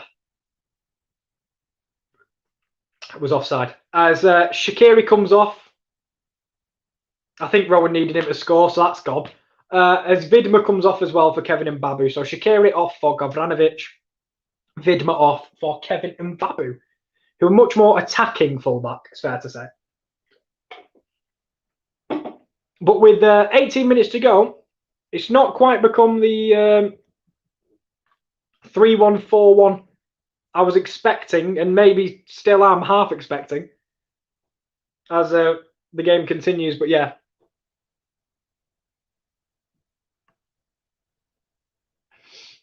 As Mbabu struggles, the first thing he has to do is deal with a long ball, which is dealt with well by Coleman in the end. He took it down quite well. I'll be interested to see what they do. I think Shaqiri was playing the up-top role with Embolo on the right, so I think it'll be Gavranovic and Sferovic leading the line. End of the day, football is a job. All the best to him. Benitez, always a legend for us. I wish him all the best at Everton. Everton, no competition to us. He went to Chelsea when we had famous spats with them. We won't care what fans. No, I think it's fine. Go wherever you want to go. There's been much more outlandish betrayals in the past between players and players changing club and stuff like that. So I don't think it'll affect them massively. As Pogba was nearly dispossessed high up the pitch. But yeah, Rafa Benitez, I think it'll be a good addition. You'll get results, as he did with Newcastle. And he'll actually have money to spend, which will be nice for him. There's a lovely attempt at interlink play between Benzema, Griezmann and Mbappe, who've really come to light in this second half, them three. They were kind of shut out in the opening stages, but in this second half, since the missed penalty, Benzema, Griezmann and Mbappe have caused all sorts of problems. Pogba curls from range, and that's the type of goal that I can't not react to. That is a stunner from Paul Pogba into the top corner from the edge of the box. And as much as that is crushing, that is perfection from Paul Pogba. Josh, that's a screamer, my friend, isn't it? Outrageous goal. Still means 3-3's on, which is Yeah, true. absolutely perfect for me. Just need 2 goals for Switzerland. It's a good goal. It's a very good goal. I just like the way he's very Cantona vibes with the celebration at first, where he just kind of went, "Yeah, I'll take that." Until he started doing the whatever that dance I don't know is. what it is. Yeah, and he started pointing at ice in the veins, which I'm pretty sure they were not ice when they had the penalty on the other end. You know, it's all right to do it 3-1 up, but that's an unbelievable finish, and we know he has that in the locker. It's stunning. 100%. And you could tell the instant minute he got the ball, he was going for it, and you knew it was going to hit the net. And unfortunately, midget Sommer, being 6 foot, if he was a little taller, none of this. He might have been able to have at least got a fingertip to it. No, but it's a good goal. It's a good goal. No, I know you're in charge of bringing yourself back in, but I wish I could kick you out. It's not. It doesn't change the fact he's still a midget. He's a small for a keeper. He's small for a keeper. But yeah, Granit Xhaka's picked up a yellow card in the melee. But I think, if you're a Swiss fan, I don't know about you, Josh, that missed penalty will be playing in my mind for the next year until the World Cup. Yeah, I would not like to be Ricardo Rodriguez. I don't think he's going to be getting many nice messages on his social media, no doubt, when he gets back. Yeah, that completely could have changed the game. 2-0, we said it, 2-0 with the way that the game was. I wonder if it would have made France switch off. But now, as we said, it's got them completely switched on. And for the moment, again, very similar to the way that Group F ended. For a moment, we were dreaming France were out and they were going to be booted out. But unfortunately not. I don't want to... From 50 minutes, they should have been out. They were crap. They were awful. Switzerland had this game in the palm of their hand and they threw it away. Yeah. No one else. But we'll say France have been breathtaking since the missed penalty, to be fair. 12 minutes for 3-3. It's still on. They could do what Orsic did. Yeah, I just... optimism died when the penalty got missed, I'll be honest with you, Josh, lad. I'm going to say I think there's one goal in it for Switzerland, and they might get it. It depends how late it is to whether they get it or not. But you've just got to hope here that France have switched off, get a goal back, and maybe it might linger in the mind of what happened today. I doubt it, but you never know. No, and I've been waiting for France to kick into first gear, and it feels in the second half since the missed penalty they may have done so. Thank you very much, Josh, as always, as he disappears into, hopefully for the last time, unless Switzerland score. Coleman's on the left. Good catch by Sommer in the end. But we will need a Croatia-esque miracle for them to still be in this game. And I do feel like this game changed with one singular moment, but you can't take away from the unbelievable quality of that third goal from Paul Pogba. Even the first one, an unbelievable touch from Benzema and finish. The second one, a lovely chip to the back post by Griezmann. And get away. Get away, lad. And eventually, an unbelievable screamer from Paul Pogba, one of the goals of the tournament, if Patrick Schick wasn't here. As another 2 subs, as Ruben Vargas is going to come on and enter the fray. I'm just coming in to see who's going to be subbed off. Is it Fashnacht as well, or I don't think Zuba is leaving. Zuba was brilliant. He didn't put a foot wrong, and yes, it is Christian Fashnacht coming on for Steven Zuba, who didn't put a foot wrong. Feel really bad for him. And Briel Donald and Bolo, who started the tournament brilliantly. And Ruben Vargas will come on, more of a out-and-out winger than Embolo is. But with 10 minutes to go, they do need to kind of throw everything at this French team. As the ball goes long, just over the top of the head of, I think it was Fashnacht, actually. And the ball was to Lloris. Hello.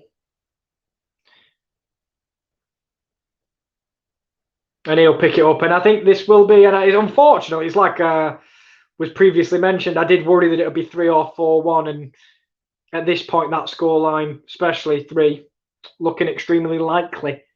But it does set up France v Spain, which will be an interesting quarterfinal as the quarterfinals do begin to take shape. We'll get the final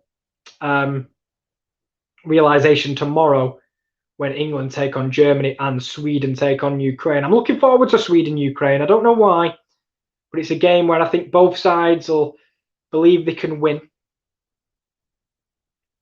A very even matchup, a bit like people would have said Denmark-Wales. On the face of it was a very even matchup. Denmark ended up running away with that fixture in the end, and deservedly so. They were much better than the Welsh on that occasion. But that's a good defence splitting pass by Switzerland, but it's cut out again. But well won back. And the ball's on the right-hand side with Kevin Mbabu. If he could get a good ball in it, it's a good ball! It's headed in! It's 3-2! Get Haris Seferovic! Yes! Come on, Josh! Get him up! Get him excited! Come on, Josh! I said it. There was one more chance in this game, probably within the next 5 or so minutes, that they'd need to take. And they took it. They took it at that point. And as I said, whether doubt will be lingering in the back of their minds because of what happened today, I have absolutely no idea. But they've given themselves 10 minutes minimum to get something in this game. And again, it's a great header. Fantastic header.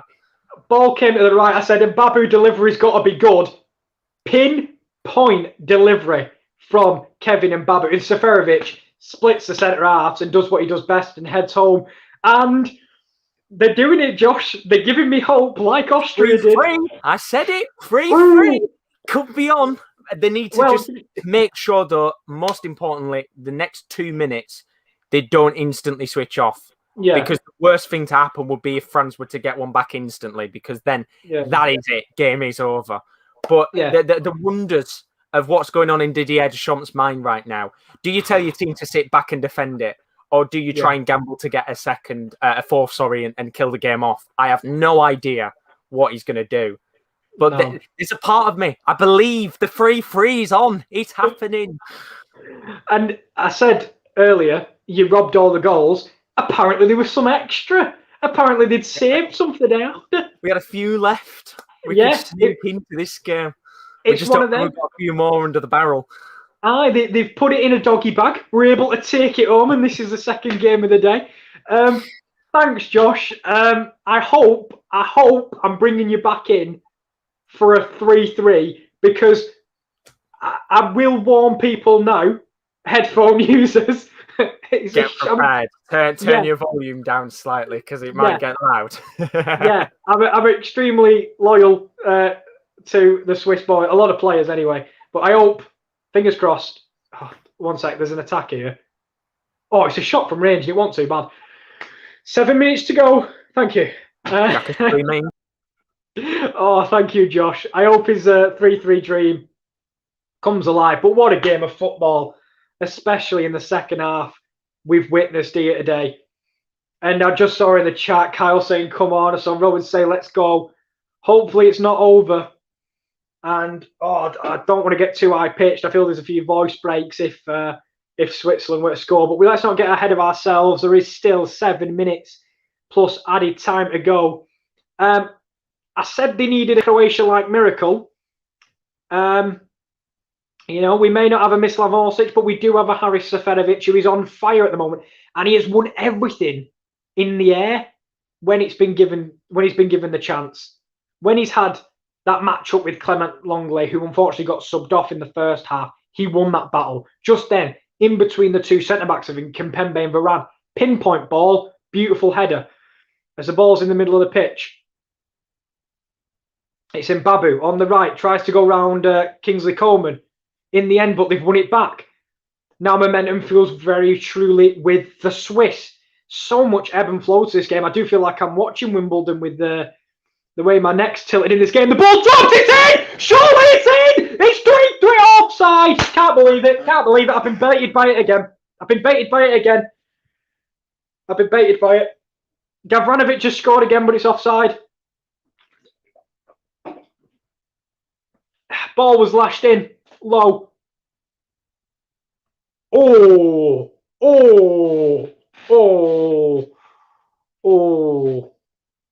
Can I have some thin lines, please? I think it is offside in the end. It's unfortunate. I think it is offside. Oh, I can't deal with this shit, man. I can't deal with it. As I thought Switzerland had made it 3-3. They don't. It's 3-2 to the French still. Oh, God. I can't deal with this anymore. As Admir Mehmedi is coming through. Oh, I'm so heartbroken, man. Come on. You've got... It's like Austria all over again. It's like Austria all over again. I think this time worse. Twice in 2 days I've been baited by... Or twice in 3 days. I've been baited by a goal which was offside. And Switzerland have had the chance to win this game. The penalty, the offside goal. If Gavranovic could time a run, I think he'd be a quality player. But unfortunately, he can't. So you never know. Oh, Jesus. And now, with 4 minutes to go,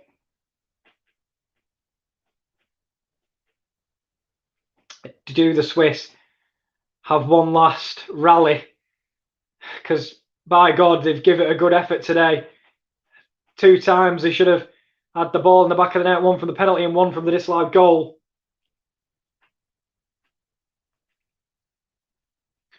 It's on the right-hand side. Kevin Mbabu tries to get away and gives away a poor foul in the end.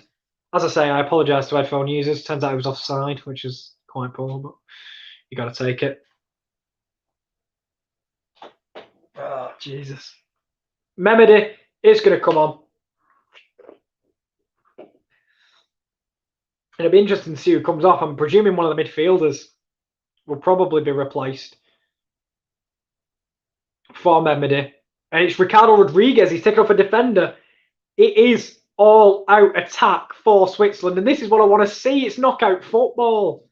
Bring everybody on. It doesn't matter. Just bring as many attackers on as possible. As Ricardo Rodriguez, who unfortunately, I've got to admit, will be remembered in this game for all the wrong reasons. And Moussa Sissoko will be coming on for Antoine Griezmann. But 3 minutes plus stoppage time. And I've got to say, I asked for a valiant effort, similar to the Austrians, and I've got to admit, I think Switzerland have done that. I think they have put a valiant effort, but it's not over. It's not over yet. I'll still believe, wrongly and probably naively. But here we go. We are ready for a grandstand finish, or at least that's what we'll be hoping for, as there's a foul given for, I think, an elbow in the face of Kevin Mbabu, and it's a yellow card for Kingsley Coman, who's been on since half-time. The change of shape definitely helped the French. They looked a lot more comfortable with a back four rather than a back five. But taken quickly, and it's over on the right-hand side, and it's going to be the French ball. And they're running out of opportunities now. Petkovic's side to cause a few problems. As the throw-in is deep in the bottom left-hand corner for the French.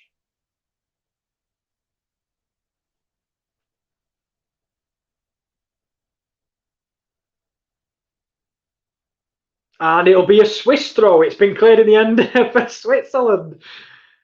Oh, my God. And I know unfortunately, we don't have the funds for a heartbeat monitor, but at this point, it's racing 10 to the dozen. I want to see at least, I would like to see actually another 30 minutes. It would be quite nice, but I digress. It's unlikely, but we'll never know. The ball is on the right-hand side.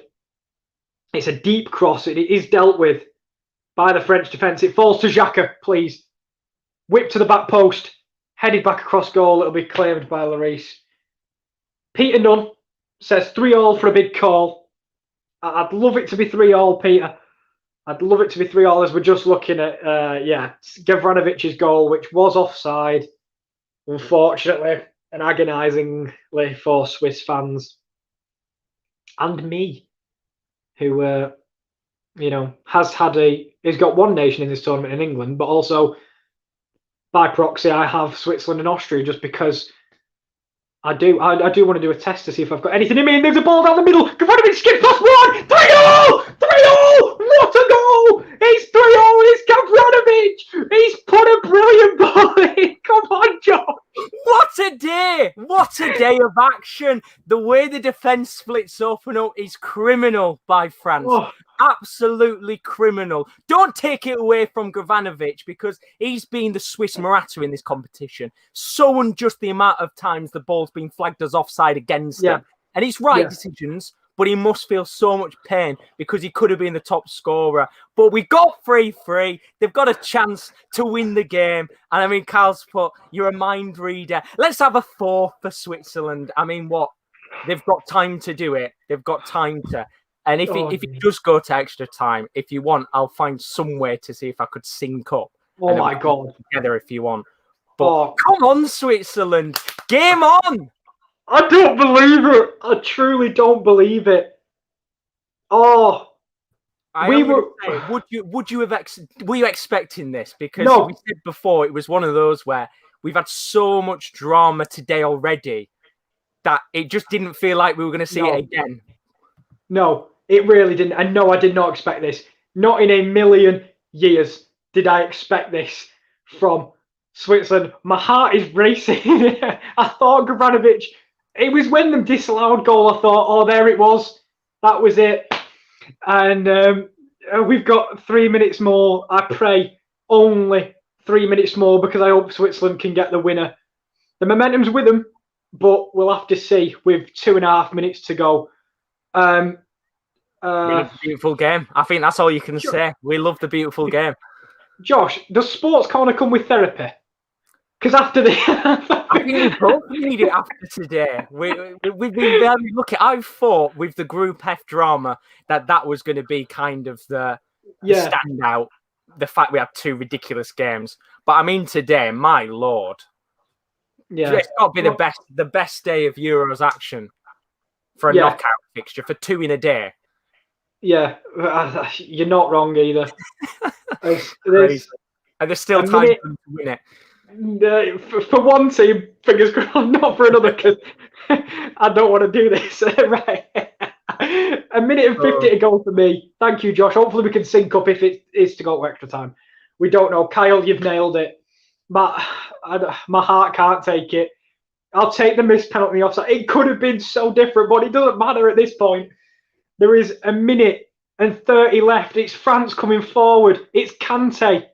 Elvedi slides in. Good tackle and Babu as he gets it clear upfield. Good touch. Is going to be kept in by Switzerland. You just want a bit of safe possession now if you're the Swiss.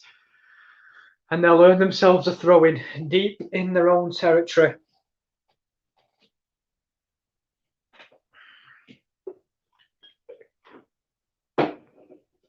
As you can tell the difference between the 2 sets of fans. This is complete role reversal.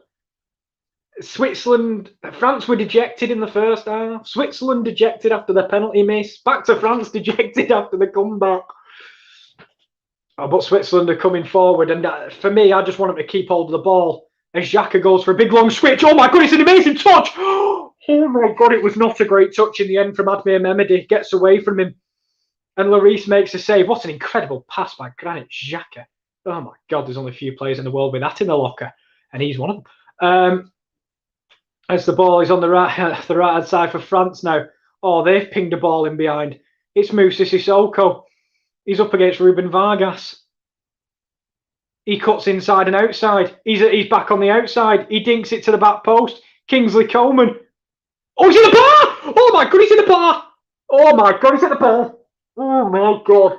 Oh my God. Oh, ref, just blow it now. Blow it now. Oh my, get it gone. I don't want this anymore. Who said football was fun? Complete opposite. It's rubbish. Kingsley Coman takes it down in his chest delightfully, volleys it towards goal. It's aiming for the top corner and he's at the bar. It was a stunning strike from Coman, but it's over the top of the crossbar after it comes off the woodwork. Hi, AVS fan 29, my friend. You're right, lad. I'm not usually in this state, I'll be honest, but I really want Switzerland to go through. And we are on extra time. I am behind, by the way. Sorry, ABS fan. Mine's only just turned to extra time. Josh, I'm speechless. Josh, if you want to come in, hopefully we can get level if you've got ITV Hub. Hopefully, As Cal says, both teams could have won it. What's it, sorry? Could you just speak for a second? Because I just want to see if the sound will come through my microphone. Yeah, of course I can do. I can speak for a minute and talk about what an insane end to that game. That ball by Granit Xhaka down the middle, which Memedy, if he just had a little bit more deft touch, could have been in 1-on-1. And then Coleman hitting the bar. Unbelievable. Just when you thought today couldn't get any better, it does. And thank you for that, because I can't hear any sound coming through. So if there is any sound that does come through, then do give me a heads up on the stream. But both teams could have won it, as Kyle said, end-to-end football. And obviously France, who a few minutes ago were going through. Gavranovic must be the best super sub of this competition by a country mile, because I swear every time he comes on, he puts the ball in the back of the net. Regardless whether it's offside or not, doesn't matter. He knows how to put the ball in the back of the net. Yeah. And I mean, again, I think I'm very blessed that today I have had an opportunity to watch 14 goals going in the space of 2 games, 13 goals. Crazy. You had 8 earlier. You've got 6, yeah. 13. So 14 goals altogether. I'm just going to nip to the bathroom because I wasn't expected to be on the second late shift of the week, by the way. Oh, man. Welcome to the club. Yeah, I know. Crazy. Honestly, crazy. I mean, look at the stats of the game. I'll go through them very, very quickly. 19 shots, 6 on target for France. 8 shots, 4 on target for Switzerland. Gavranovic in the 90th minute with the equaliser of dreams. He must have thought 5 minutes beforehand he wasn't even going to be able to actually be in that position. He must have thought he was going to be going home wishing he'd put that ball in the back of the net and he'd been onside. But in the end, it doesn't matter, because France must have just opened up the defence completely because he put the ball in the back of the net. And I mean, I just can't believe what we're witnessing today. As I said, I am so lucky I have been on both of the most incredible games of the Euros so far. And let's take a breather for a moment, because we can tell you what's coming up on the channel over the next few days. We have got extra time coming up in about literally a minute or two between France and Switzerland. Do not go anywhere, because we have got drama to come of the highest order. Tomorrow, England take on Germany. That's at 10-5 with Rowan. Should be a good game, but after today's, I don't think it'll be as good as those two. And then, of course, the last game of the round of 16 sees Sweden against Ukraine. Double header with Rowan. He's on at 5 and 8 o'clock for those 2 games. But we've got extra time coming up, Kieran. We've got half an hour for a potential chance for Switzerland or France to win this. Let's hope it doesn't go the same way as the other 2. Yeah, the one thing I will say is, I think proved dividends in the Spain game. The quality off the bench for Spain did really make a difference. Bringing on the likes of Oyarzabal, Olmo, quality like that.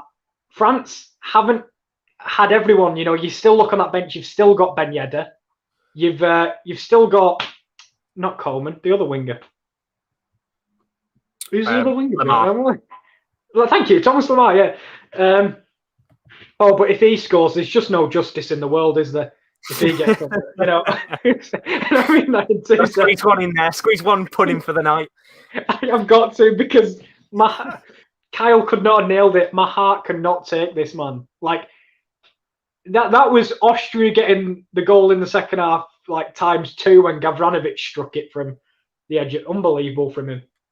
Crazy. I mean, I forgot to even update the score. It's 3-3, not 3-2. Let me change that. There we go. 14 goals in 2 games. Why are we still here? It's 3-2. Why are we still here? It's all done. We're fantasizing over a dream. I mean, when I said 3-3, I was only saying it as a joke. I mean, yeah, they've took my prediction and gone, let's have it. So if I make my prediction now, no one's scoring in half an hour. We're going to pens, because I said that before. I said before my prediction 3-3. No, sorry, I didn't. I said 3-3, then 4-4, then pens. So I'm sticking with it. Well, thank God Ricardo Rodriguez is off the pitch, because at least he can't take a pen. Yeah, I mean, we've got to take him off because, as you said, he's had an absolute stinker when it comes to the penalties so far. Do you think it will make a difference? Because let's be real, all of Petkovic's changes were attacking subs. He had to do it. He had to go for it. Will they look a little bit unbalanced in extra time is the worry for me. Well, that's going to be the risk. I mean, we saw Coleman with a chance which was unbelievable if you put that in. That was an incredible effort. But the risk, as you said, is that because there's so many attackers on the pitch, have an opportunity to maybe exploit space. But at the same time, if it does get to a situation, let's say, where France do score, maybe make it 4-3, Switzerland have enough players on the pitch that are still going to be fairly fresh, that can make the difference, which will be a big positive, because we saw today with Croatia, their problem was they had to make the subs very early to get back in their match. So when we got to the 115th minute of the game, most of their subs were as tired, if not a little bit less tired than the rest. So it got to a point where I think it was like Pastelic and it was Orsic that were kind of the only two left fit enough to keep the game going. While with these lot, they've been on the pitch for about 10 minutes. Half an hour of action will be about 40 minutes. That's more than enough time for those players to be fit enough to go on there and make the difference. You feel should be enough. Yeah, and game changers as well. Seferovic, I've got to admit, has been brilliant all night. I know I sang Zuba's praises. Seferovic is up there in terms of players of the match for sure. And Gavranovic, since he's come on, as you said, the guy could have had 2 extra goals off the bench if he could stay on side. Unfortunately, he's not been able to for most of this tournament. But it should be a good one. As evening to Ben. Good evening, my friend. Oh, you're good, Ben. Welcome along, mate. I'm just going to ask, I've got all mine set up as much as I possibly can. What minute of the game are you in? My game's not started. Has it not? Am I watching the wrong thing? I'm on an advert break. Oh, you must be. You're miles behind. It's 2 minutes time. No, I think I'm on a different channel. I'd assume you're on a different channel because there was. Yeah. I'm just going to say there was a chance for Switzerland then. Mehmedi from a corner, ball was lobbed into him. The shot on the half volley. Good save. You're ahead because I'm on 2 minutes and 21, 22, 23. 24. Nice. So what I will do is I'll pause mine at 2:35. Yep. There we go. Pause 31, mine. 32, 33, 34, 35, 36, Bang. 37. You're seeing your Benzema head injury, I presume, or an injury to Benzema of any by any means? I am indeed. I'm seeing Benzema get up. We're all sorted. Yep, he's just got up now for me as well. Are you watching it via your laptop, by the way? Because you do freeze occasionally. I am, yes. Do tell me if I'm freezing too much. You're all right. I'd call you at this point like, a cold drink at this point. You're not freezing, just a little bit cold.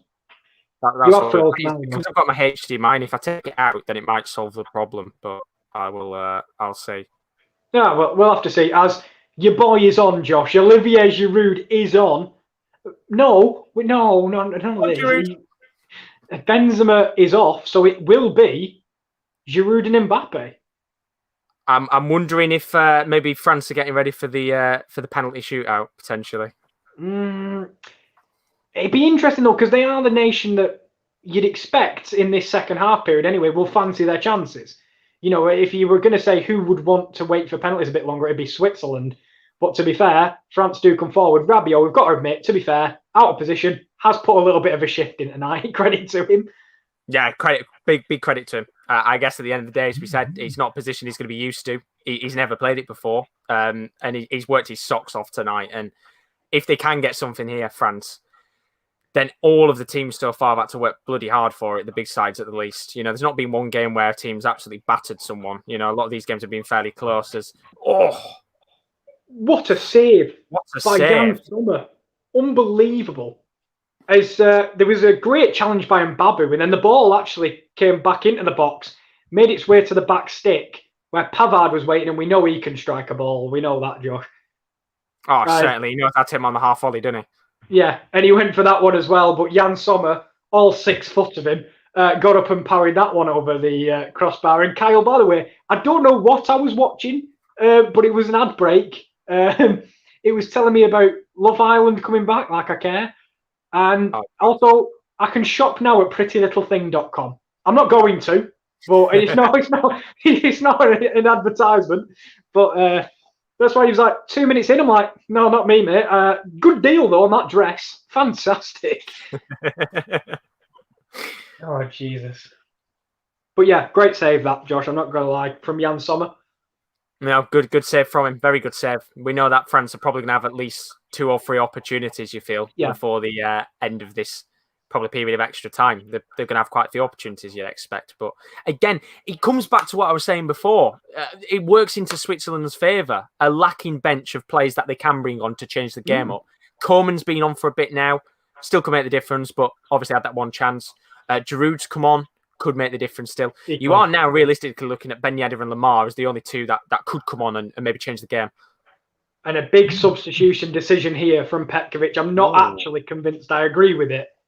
Not Gavranovic, Seferovic is being replaced by Fabian Schär. The man who's on it. He looks clearly annoyed. He's pumping up his teammates now. But what do you think of that? That seems a very out-and-out defensive change that I'm not sure I'm a fan of. We talked about how in the second half, they made all these attacking changes. I feel like he's gone and undone by bringing on a defender to try and make them look a little bit more well-balanced. But it's unfortunate. Yeah, you can clearly see. I wonder if the mindset for Switzerland is take them to pens, which is understandable. But I also think the game is well and truly opened up for Switzerland to get something in. And Fabian Schär got enough experience in the game. Obviously played a few matches already in the tournament. Been a pretty decent player for Switzerland. I guess as before, we did say they've got quite a lot of attackers on the pitch. So whether he's just taking his most tired one off, so there are fresh legs up front, maybe fair news. I think it's because he probably didn't want to sub a sub. Because if you look at the strikers they've got on, Gavranovic, Mehmedi, and Seferovic, and Babu's broke free on the right hand side. Kante's there. He's cut inside of Kante. Squared it across the box. It's a great bit of defending at the near post.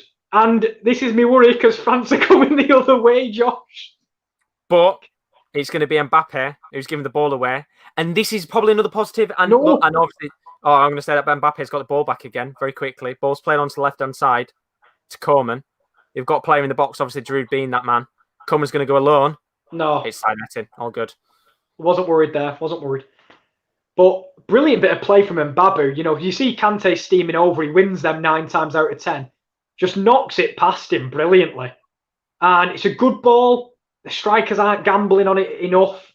They're all a bit on their heels, but good defending by Varane and good start to this second half of extra time. I've got to admit, it's one of them where when a team like Switzerland may be resting for 0-0, you don't want to just invite pressure. And the thing I brought up about Coleman's fitness earlier might be proving real because he's down with looks like a hamstring problem. And there's only one player you can really realistically bring on who could play in his role, and that's Lamar. Of course, I guess they could bring Ben Yedder on if they wanted 3 strikers up top. But France have got nightmares right now with fitness. Absolute nightmares. Here he is. My heart. No, my heart. I can't do that. Oh, no. I mean, the gamble for France here as well is whether Thuram himself is even fit enough to be on the pitch and whether this is a gamble within a gamble. But the last thing you want to see now is Thuram score the winning goal to boot Switzerland out. I know Deschamps doesn't watch the show. Does he not know what he's done here? Coleman. I don't know if it doesn't look like cramp because that's not what you do for a cramp. Usually, I probably pulled his hamstring, and that might be again another man for France down again. And the worry, of course, if Coleman is injured a little bit longer than they expect, there aren't players that they can bring up into the squad. You know, they are lacking already. That would be another player that would be missing. Obviously, Digne, Hernandez, Thuram. Obviously, we don't know if he's still fit enough or not, but I don't know if he's going to try and see if he can continue. I wouldn't risk it. No, he's walking, and Thuram is warming up. He has put his bib back on, so which makes me think that he will come back on, give it a go, and if he sits down later, we'll know. As there is a Mexican wave. Hey! Usually that's when games are really underwhelming. I'm not really sure why they've been brought. You don't see a Mexican wave at a 3-3. But, you know, I think I'd be biting my fingernails off rather than doing Mexican waves. But I tell you what, as I said, I think even for the fans in the stadium, they must be thinking to themselves as they were walking in tonight, well, we ain't going to get a better game than what we had in the previous match, but it's living up to No. the hype. And there's a chance. Oh, it was an unbelievable ball over the top. And Ruben Vargas this time, who again has a place in my heart. That's an FM one, does Ruben Vargas. What a legend. But another reason for me to love Switzerland, by the way. Chris saying, I bring the goal fest. It's mad, honestly, because I didn't bring the goal fest usually, but I'd say it's more down to Kieran than anything, because Kieran's covering this game, not me. Oh. So it's Kieran bringing the goal fest. Oh, and I tell you what, I'm hoping for no more goals, but France are breaking. It is a 4-on-4. There's a ball on the left. It's switched to the right. It's hit on the volley. No problem. Hey! That's why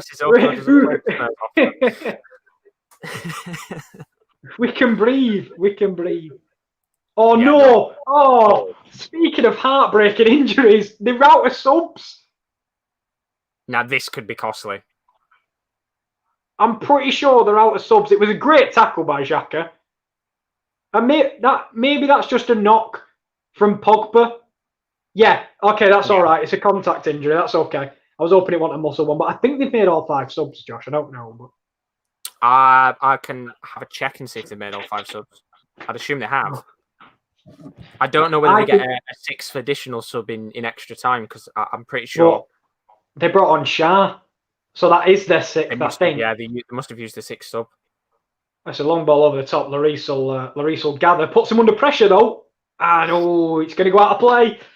Nice pressing from Switzerland with 3.5 minutes. And unlike Croatia earlier, this has been a much better start to extra time than Croatia had, who were immediately pegged back earlier. Yeah, and they had to learn. I think this is a good example for Switzerland to learn that the problem with the Croatia game is, I wouldn't say they were too defensive, but with the way that Spain were going, they were expected to push forward, push numbers up, get a goal nice and early, and kill the game off. And I think maybe Croatia didn't gamble enough in that game. And Switzerland, you've just got to show no fear and go for it, because the instant minute you allow France to get a hold of the ball, get possession going, the mindset will change to we've got to sit back and defend. And so far, I think you'd agree with me, 12 minutes into extra time, they've showed no fear. And for me, they look better of the two sides. Yeah, and they've got a corner here. Ruben Vargas is stood over it. Obviously, Rodriguez took the earlier ones. See if they can win the header. If not the first ball, win the second. But, bloody hell. It's like this singing box. Bit of argy-bargy. Just adds to the tension. As the ball is going to be whipped in by Vargas. Straight on ahead of a France man. Still up, though. That's coming down. Headed back across. It's just get a good touch. Oh, what's happening here? It's fell. Oh, it's a shocking. Mehmed is claiming for a corner, but either way, it was a lot of nothing in that box really there for a minute, Josh, wasn't it? Yeah, everybody just desperately sprawling for the ball. I mean, I thought for a second when Akanji got the ball down, somebody can get a touch there just outside the box. I think everybody's just too close together in that situation, all trying to get the ball, maybe wanting to grab the headline. It's tight. The tightest of margins are going to decide this, but they're checking. Don't do Tell this you to me. something. Ricardo's not on the pitch anymore. If this is a pen. Bore off. No one cares. Don't do the hand to the ear thing, man. Don't do the hand to the ear thing. I'm wondering if there are a lot of England fans right now who... And in fact, I'm not even going to talk about England fans for a second. I wonder if there's a lot of Belgium and Italy fans and Spain fans right now on their knees praying that Switzerland boot France out. Yeah, and I don't mean to say, and this is not, obviously I'm a big Switzerland fan.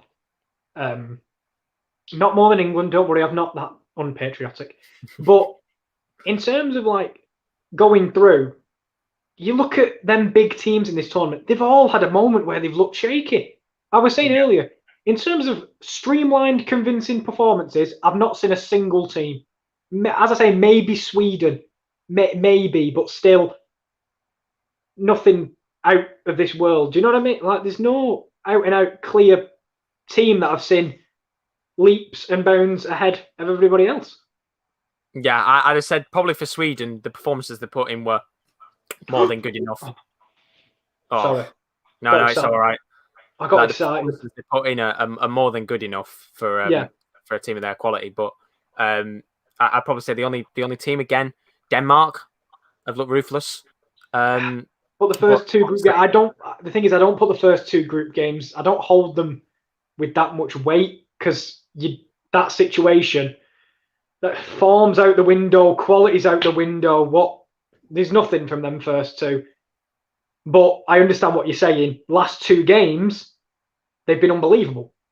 Yeah, they've looked like the best side in the competition by a country mile. The way that they're playing, the freedom, the football, the attacking movements have been unbelievable. And that's why when they played, obviously, against Russia and who did they play in the round of 16? I forgot for a second.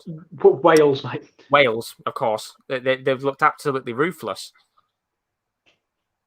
Oh, that's a shocking clearance. It's going to be out for a throw-in, though. It's Vargas. It's weird. It looked like a tired clearance, even though he was one of the substitutes who came on. But 15 seconds to go in this first half of added time. One time where I'd actually like the ref to blow the whistle 5 seconds earlier than he would like to. And he will. Cheeky 2 seconds early. Yeah, cheeky 2 seconds early from the ref there. But first half of added time, not much in the way of goal-mouth action, I would say. And Babu's drilled ball across the box was arguably the best we saw from either team in that second half period. But if you're Switzerland, 1 out of 2 done. But second half to come, what do you think? Game plan's working.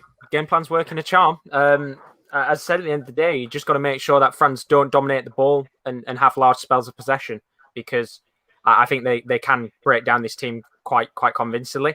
They've got the change still. Let's not forget. Coleman looks all right for now, so they could still bring someone on if they wanted to. Obviously, they might be looking at penalties with 5 or so minutes left of extra time. If it's still 3-3, maybe they start looking at somebody else coming on if they feel more confident for taking a penalty. That will be in the back of the manager's minds a little bit, the preparation for what's ahead. But there are match winners on this pitch. For both sides, there are match winners. Obviously, France got more than Switzerland have, but I tell you something, if Switzerland could take them to penalties, I do think Switzerland have got a lot of confident players who are going to be feeling like today might be the day for them. And if they were to knock them out, this would be probably one of the most shocking knockout stage results in quite some time, because I don't think anybody gave any chance for Switzerland to win this. No, and I think, there's a long time to go. Don't worry, I'm not counting my chickens by any means. You look back at the Czech Republic-Netherlands game, the red card was a massive turning point. As much as the Netherlands were not impressive, that red card will have spurred it on. We've not had anything like this. This is 11v11. But 15 minutes, you worry about the quality of this France team, because they will get a chance in this game. You can put money on the fact they'll get one chance. And I probably would say the same for Switzerland. It's just if anyone takes it in this second half. And I do worry about Giroud, I've got to be honest. I think he can aerially dominate the centre-backs that Switzerland have. I think he's better in the air than Alvedi, as much as I hate to say that. He's better in the air than Akanji, and he's better in the air than Fabien Schär. Yeah, I think set pieces might be key for the last few moments of the game. You've got Pogba, Sissoko, Giroud, as you said, all players that have got height about them. Varane, Kimpembe as well. We're forgetting about them. They've got height too. I think it's all about just keeping calm here, keeping very calm. You don't want to go out there and there'll be some players maybe in the mindset thinking, I could be the hero of this game. I could be in the front pages of the Swiss newspapers and stuff if I score the winning goal. But I think what they've just got to do is, as a team collectively, just keep switched on, because France will get one chance in this second half, but it's whether they take it or not. Oh, and I thought Switzerland were going to have a chance. They've rushed Lloris into a decent clearance in the end, but it was a real foot race between Lloris and Gavranovic. But we'll have to see. I was going to say, you say mind the nerves. I'll be honest, I don't know how the players feel, but I am honestly can't believe it, as a man is rolled in the middle by killing Mbappe, and here's the worry. Is when you've got players like him, but Xhaka does well. Xhaka does very well. Good work from Xhaka. Very good work. He's had a good game today. Oh, come on. Sorry. I'm getting very biased. But that for me was a foul in the middle on, Gavranovic. He didn't get given in the end. But it's like you said, when Mbappe and that picks up the ball, the first instinct is, oh no, because they do have that much quality. You just know that he's that type of player in world football. There's very few that can just switch it on in a heartbeat and provide the match winner. And you feel, obviously, Mbappe, like even now, after all that time, he still looks like he's got pace to burn, and that'll be the worry for Switzerland. I mean, Kyle put, if this goes to pens, Josh, you're a genius madman. I just wish I put money on the bet now because I'm gutted, because I don't think 3-3 would have been very low odds. No, you remind me of when I went Austria-Italy and I went, oh, it'll be 0-0. And then I didn't put it on, and it didn't end up 0. I did also say Austria would win. They clearly didn't. Ignore it. But I did say 0-0, so we should. It's always the games you don't bet on, isn't it? It is. You've got an idea in the back of mind of what you think the result's going to be, and then you don't capitalise on it. And I should have, but I did say 4-4 and then pens, so we'd have 2 goals in extra time. We haven't had them, but I mean, if they're good at pens, I'll take it. No, you'll take it as well, no doubt. Yeah. Not after what I saw earlier, I'll be honest, I'm not convinced anymore. But I think it's one of them where the results for Switzerland, a penalty shootout would be, the ball's been nicked in the middle, and this is where you've got to worry. It is a foul there, but I definitely think I'd take that over the counter-attack. Pogba's down. Yellow card, not sure who for. I'd presume Manuel Akanji. There you go. But yeah, if you'd have asked Switzerland fans, you have a 50-50 chance in a penalty shootout to beat the world champions. Will you take it? Everyone will have took it at 100%. Yeah, exactly, before the game. But here's the set piece we were worried about, because they do have a lot of height and a lot of talent. They do, and you can see Akanji already going straight up to Giroud. There's going to be someone who's going to make a run to the near post, you feel, on this. Yeah, it's Kante putting the ball in, which is interesting. Yeah, I was going to say they'll get a better angle on the cross. It's headed away well. Free kick. Good decision. Well worked. Well worked. They've been organised at the back, and it's one of those you just don't want to see them switch off here, Switzerland, because they have played their hearts out for 99% of this game, and it could be that 1% which cost them, and you don't want that. Yeah, we saw, and I hate to keep bringing up Austria, but it's a game I watched, the whole thing of, and we saw a lapse in concentration with Alaba by getting dragged by a distracting run, and it freed up the back post as Lloris comes out. Oh, a little bit of a nervy moment. He did very well though to keep that ball in the box, and Kante still looks like he's been on for 10 minutes. He looks like one of the subs, and he wins the ball back again. Coman skips past one. It's lazy from Switzerland. Edge of the box, rolled by Mbappe. Calm the nerves. But as we said, the players they look very tired, Switzerland, it's fair to say. Some of them defenders especially, Josh. Yeah, they're getting tired now, and it's just that 11 minutes they've got to hold on for. Whether they can do it or not is another question, because obviously, as you said, the French team, they all still look really, really hungry in this game, look fit. And obviously, we've seen Mbappe make a few good runs. Kante looks like he's just started the game. It's bonkers to see. And obviously, when you've got Sissoko and Giroud and a few other players coming on as well, realistically, most of this France team are still looking pretty hot on their heels right now for this game. I know Football Talk asked, when can I join a live? Maybe at some point. It depends. It probably be when the new season is, because obviously we're going to do the Euros, and then that's kind of all the football action. Oh, I missed it. Oh my God. That's the chance. That might be the one chance in the game. And he's cramped up, Mbappe. And it's not been his tournament by any means. This one, he was threaded through by Paul Pogba. It was a really good pass, really good run, just lacked the finishing touch. I think he was a little bit wider than he would have wanted in this situation. Just lets it go across him, and he ends up slicing it. But yeah, to be fair, Mbappe has been crap, which means he's going to eventually score with like 2 minutes to go. So thanks, Kyle. thanks, Kyle, mate. Jinxed it now.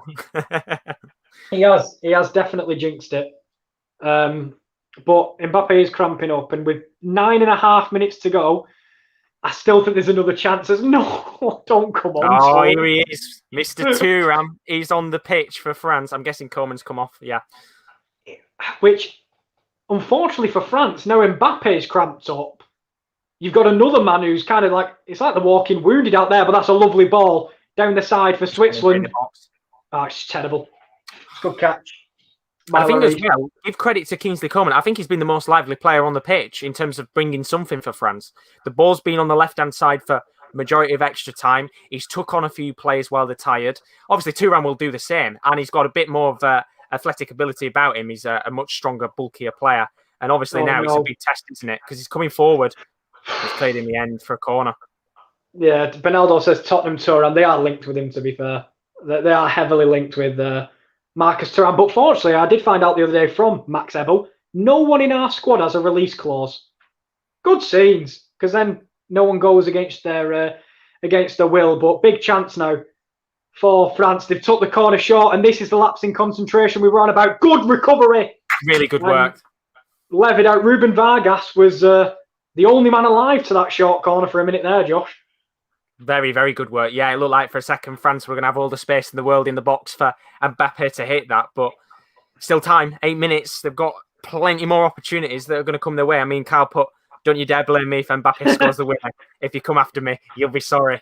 No, you've got to let me mourn, Kyle, because this is, we all have our teams. Rowan has our secondary teams. Rowan has the Czech Republic.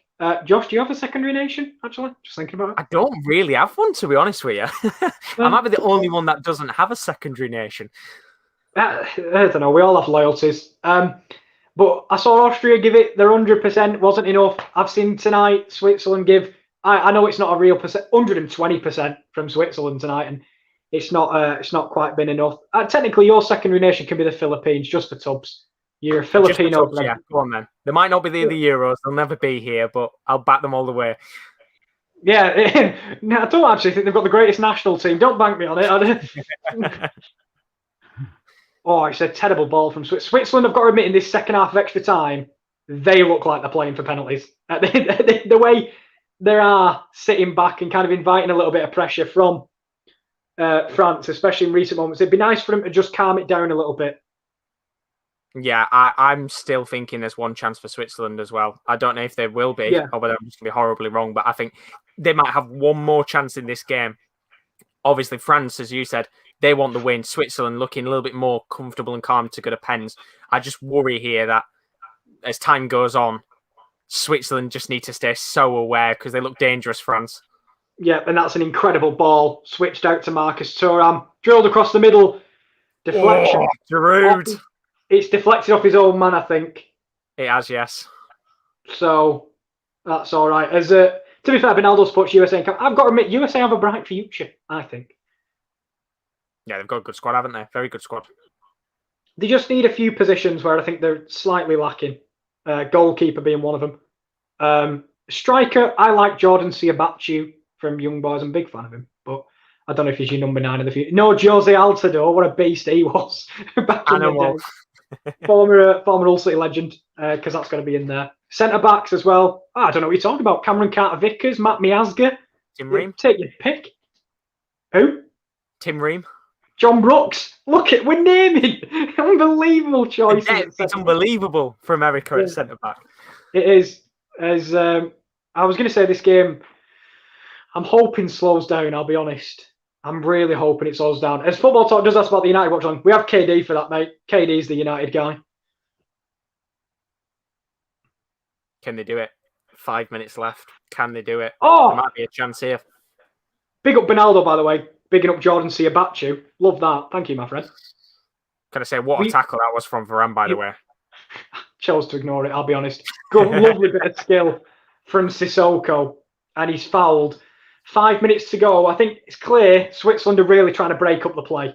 They're trying to give away, clear the ball out, get niggly fouls, but not in dangerous areas. So they can't be punished. And I mean, obviously, most players on the pitch can be very tired now. We just saw Varane just pulling up a little bit. I've got a feeling, right, if we go to penalties, it looks so blatantly obvious, doesn't it, for Sissoko to miss one? No, I'm not. No, you want that. You want Sissoko to miss one. I know. I just don't think we're getting there, Josh. I see another chance for France. And I didn't mean that to rhyme neither. But I do see a big moment in this game. Because, unfortunately, Switzerland have fell into the trope. And probably because of how tired they are, they're just sitting back. And they're just allowing these French players to get their foot on the ball. Like now through Paul Pogba. He's crowded out well. Good work. But it's too much. It's back with France. This is what I mean. It's too much. Xhaka giving the ball away. What's he doing? Oh, no, he's been... To be fair, Xhaka has played well all tournament and all night. Gavranovic doing the graveyard shift. He's up there on his own. He's got to try and create something. But there's a terrible header. Oh, And I know you're going backwards and I know you want to get it. Come on, Switzerland. Cal Oh, did say if they go to pen, Switzerland should not take advice No. from Rodriguez. No. yeah. I mean, the fact I still don't get. I know, obviously, there's no point banging on about it now. But he'll be a very lucky man, by the way, because he'll be thinking, "Thank God that we got to extra time because that penalty would be ignored." I don't know why they let him take 3 penalties. He missed all of them, and still have him on penalties afterwards. I don't know. Sometimes, like, Man City, when they recycled through everyone this season, there was like, eventually we're going to have to let fucking Edison whack up from the back and take one. So maybe it's a case of there's no one else in the team confident enough to... No, and I don't even mean because I'm biased. Xhaka, Seferovic with the form he's on. Seferovic was going to take it, to be honest with you. I think the way his confidence has shot up in this tournament, I thought he was going to be taking it. I agree. I thought so too. I wondered why Seferovic wouldn't take it, considering, as you say, he's come on leaps and bounds in this tournament. But apparently, he's had a very, very good season. Very good season. Yeah, and this is what I said in the first 2 games. I wondered where it was. He didn't seem to have that cutting edge that he did during the season. But, form is temporary, class is permanent, as they say.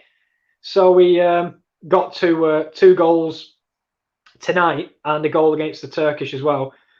As it's a big... Was he trying to shoot? I swear to God if he was trying to shoot. Anyway, I think that was a shot. So do I. And I think that was a very poor decision from Manuel Akanji. And they've just put more pressure on themselves. They had all the men forward for the set piece. And because he decided to go for one from 50-odd yards, and now they're inviting pressure again. Oh, this is the longest 30 minutes of my life. Got a minute and 40 seconds to go. As Vanal says, you guys had a great choice of games to cover today. Absolute goal fiestas. Yeah, we've been blessed.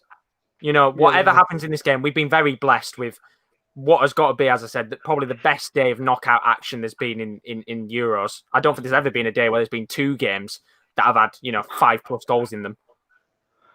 Yeah, sorry, I'm getting so into the game that I'm just like, I'm genuinely heart's racing, can't hear anything else. I'm like, that's a good ball to Giroud. What a catch! That's quality. That's a good save, and obviously in that situation there, Giroud probably should be doing a little bit better, he might feel. Yeah, I feel like he was offside, but he does get above Ruben Vargas, I think, in the end. It's a mismatch, by the way. Oh, it's Shah in the end. As the ball's now put the other end of the pitch. It's a free kick. Oh my God, it's a free kick. Oh my God, it's right in the edge of the box. Oh, Granit Xhaka, you've done it before, please. There's 30 seconds left. Or a bound. This is about 35, I know. Oh my God. Oh my God. I think what I'll be doing here, take your time to set it up and then take the shot. Yeah, because there's not going to be much additional time.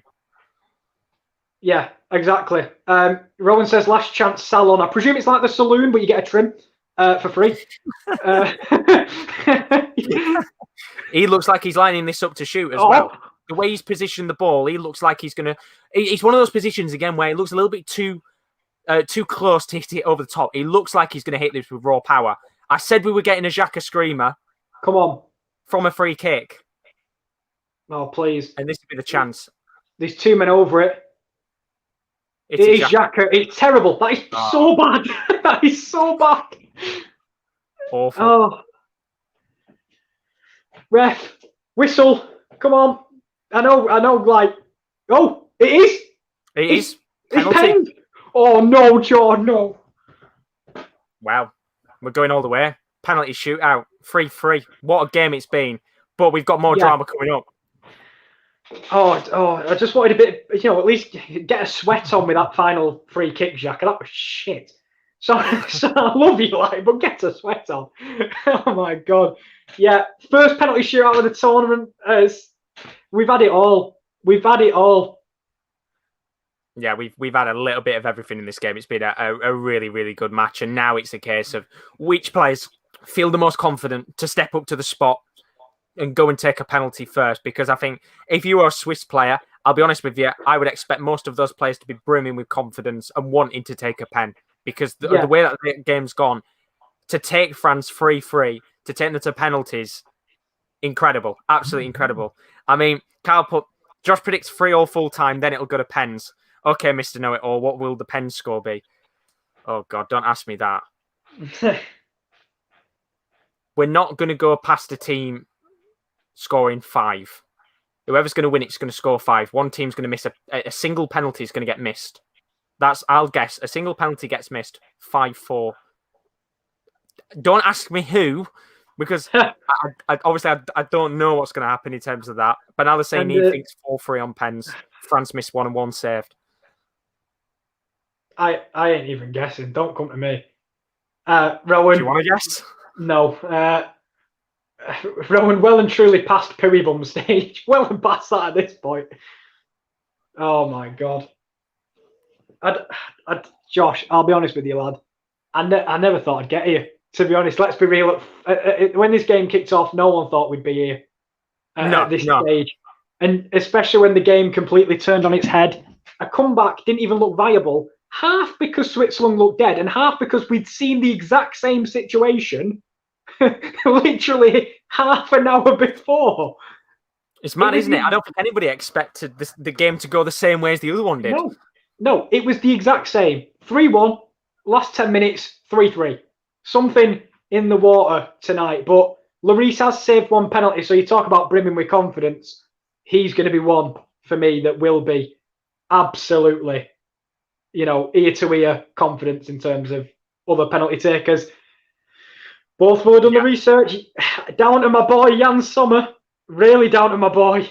During the game, there's players all over the pitch, but this really is about goalkeepers and takers. It is, yeah. I was looking earlier. I think that was Lloris's first penalty save in that game since 2012. He's had 15 penalties taken against him before that, and he didn't save any of them. So, as you said, confidence-wise, he'll be absolutely brimming. Obviously, Ricardo's not on the pitch anymore, so he's not going to be taking one, which would be a bit of a shame for Lloris because he would probably be thinking, I wish he was on the pitch. But as you said, they'll have done the research. They'll know to a certain extent where some of these players might go, but it's all down now to the individuals. Do they go the way that they expect them to? Who's going to step up? Who's going to be the man who's going to be confident for their nation and step up and take the first penalty? Look at all my boys. Sorry, Zakaria and Bolo and Sommer. Look at them all. It's like watching You need everybody with them. Ginter, you need the whole of the Gladbach team there watching the game. Oh, get Elvedi up. Where is he? He's only over there. Actually, where is Elvedi? More than anything. He's got no excuse. He's there. Honestly. It's like watching your kids grow up, Josh. It's beautiful to see them all together. And as we said, at the outset of the tournament, we had our favourites and teams we have a loyalty towards. Switzerland more than Austria. No offence, Austria. I love you to pieces, but you only had Liner and Lazaro. Come on. It's pathetic from you. I'm wondering, by the way, if both teams' captains will go first. I'm wondering if captains will be the ones to step up first and take it. And obviously for Switzerland, Xhaka. For... obviously, France, Lloris is the captain, so it's a bit different in that situation. But I've got a feeling Pogba will be one who might want to go up first. Yeah, I could imagine with the confidence he's got. I'm just looking. It's definitely not Granit Xhaka. That looks like Gavranovic to me. I'm trying to look from a distance. It's either Gavranovic, Fashnacht maybe as well. No, it's Gavranovic. That's definitely Gavranovic. Who, again, should be full of confidence. He scored tonight. It should be a moment for him. We'll have to see. He's been a brilliant... Go on. I'm about to say as well, I think some of these players will have had a lesson tonight. Just whack it. Don't go for not enough power. You've seen what happens when that doesn't work. Yeah, first penalty of the night. Lloris v. Gavranovic. Lloris stalling, of course. A bit of gamesmanship from Hugo Lloris. He's got to stay on his line as well, which I am scared about, is VAR getting involved in a penalty shootout. Because you don't see that often. As obviously we've got that new thing, you can't touch the goal frame, which I think Lloris just did. Right, Gavranovic is up first to take on Hugo Lloris. He's already saved 1 penalty tonight. Lloris. Gavranovic, brilliant pen. That's brilliant. Top left-hand corner.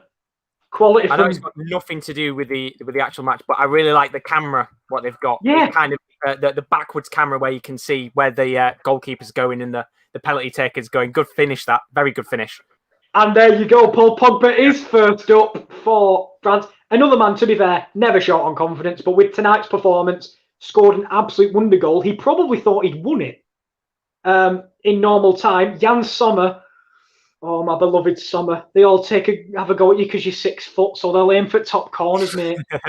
Leave him alone. But no, Pogba stepping up. Real chance now. I wonder if he's going to do the slow run-up for this one, or whether he's just going to go for it, because obviously he's got quite a tendency to take his time with penalties. Yeah. I know exactly what you mean. He does a little stutter step. It's a great pen. That's unreal. That is unbelievable. Right, down corner. I told you they'd go for the top corners because he's small. I knew that's what they'd do. By the way, Benaldo, you feel... I am so scared right now. The French just look a little too confident. They really do look really full of confidence right now. Fabien Schär, so maybe that was the decision behind the change.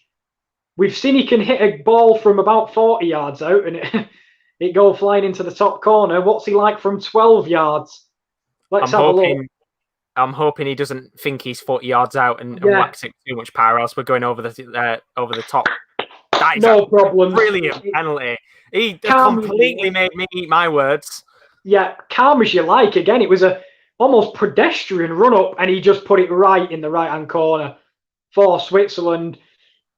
And they take advantage. It is 2-1. Next up for the French. Is it Pavard? I can't bloody see. That is Giroud. Is it Giroud? Oh my God, it's Giroud. Oh, I know you love him. I'm so sorry. Please, miss. But Alisson Hugo makes me worry at times. I think if you're a Spurs fan, I understand why. You've had many years of him now, but what's Giroud going to do? Giroud steps up against not much of a run-up, by the way. Very close to the ball. No. And it's a great pen. That is a brilliant penalty. It's a brilliant pen from Giroud. And again, I don't know, I'm worried. I feel France just look too calm and composed. Too many big game players, but it doesn't mean anything from going you from 12 yards. No, it doesn't. And I think even the calmest of players on the pitch, it doesn't matter. Sometimes you can hit a penalty into the top right-hand corner and it can be the best penalty, but the goalkeeper saves it and Akanji's up. Do you trust in Roman's hero? I don't fancy him. I hope to be proven wrong. I just don't fancy it from him. Something makes me think he's levering this in the top right. Oh, that'd be nice. But Akanji up against Lloris, I don't feel confident. I hope I'm wrong. I really do. Manuel Akanji could stutter step. And it's a brilliant pen. I'm so wrong, Akanji. I apologise. That's quality from you. He really waits. It was the hockey penalty, wasn't it? He waits for Lloris to make his move, and he does. The French goalkeeper makes his move very early. And he just waits. And Mr. Marcus Thuram stepping up to the spot. The freshest of players on the pitch. I'm pretty sure. He's Gladbach v Gladbach. It's Sommer versus Thuram. Well, they would have taken it against each other in training. Plenty of time. Marcus Thuram. He's not had many minutes. Is there a bit of rustiness from Marcus Thuram? He steps up against Sommer. Great pen. Great pen. I mean, Sommer guessed right, and I don't actually think any goalkeeper saves it because it's so far in the corner. Very, very good penalty. Seeing that again on the replay now, as you said, goes bottom left-hand corner. Yeah. Right in the bottom left. I don't think there's many keepers saving that. And Benzema pumping his fist. There is a very big squad unity about this team. And I wonder if in the back of their the hugs and the cuddles and the celebrations might just be to put Switzerland off here slightly. I don't know. As I say, I just feel they own the moment a little bit more right now because Switzerland, all the hopes are on them. Ruben Vargas now. Again, I'm not confident for any of these at this point. But Ruben Vargas. Oh my God! Oh my God! Lucky man. Lucky man. Oh my Literally God. went to the left-hand corner and Lloris gets a fingertip to it. But because I don't think Lloris moved much on the spot, that actually didn't help him at all with that penalty. Yeah, he's got to save that. Oh, that's wet tissue wrists. Oh my God. And that's what Benaldo was saying before. He makes me worry at times. Definitely. And let's have a look. Presnel Kimpembe from PSG up against Jan Sommer. A lot of defenders. I've got to admit, like you look at Fabian Schär got one. You look at, well, maybe two, actually. Probably not a lot of defenders, just two, Josh. Kimpembe's up against Jan Sommer. This is interesting territory because obviously I don't know if Kimpembe takes many penalties for PSG. I'd assume not, but he looks very calm and composed. He does. But is he composed? What a pen. What a pen. And now, this is where I am crapping myself. One miss, it's pretty much over at this point. It's sudden death. It's sudden death pens. It's a great pen, by the way. I said 5-4. I didn't say which team it was going to, but as you said, this is do or die now. Yeah, and Admir Mehmedi, not the most reliable scorer. He's not, and I don't mean to be rude, he's not my favourite player in the world. I feel he's very inconsistent. And I don't know whether he's just trying to keep himself composed. He looks very nervous. Yeah, I don't think he's very reliable, personally. But we'll see if he can prove me wrong. Great penalty. Great penalty. Very good. Honestly. Which now means if my prediction's to be right, I need France to miss this for you to win. If my prediction's going to be right. And if it is, then I'm even more gutted I didn't put money on this as well. Yeah, Switzerland, good play by Mehmedi. Sticks his mark on it.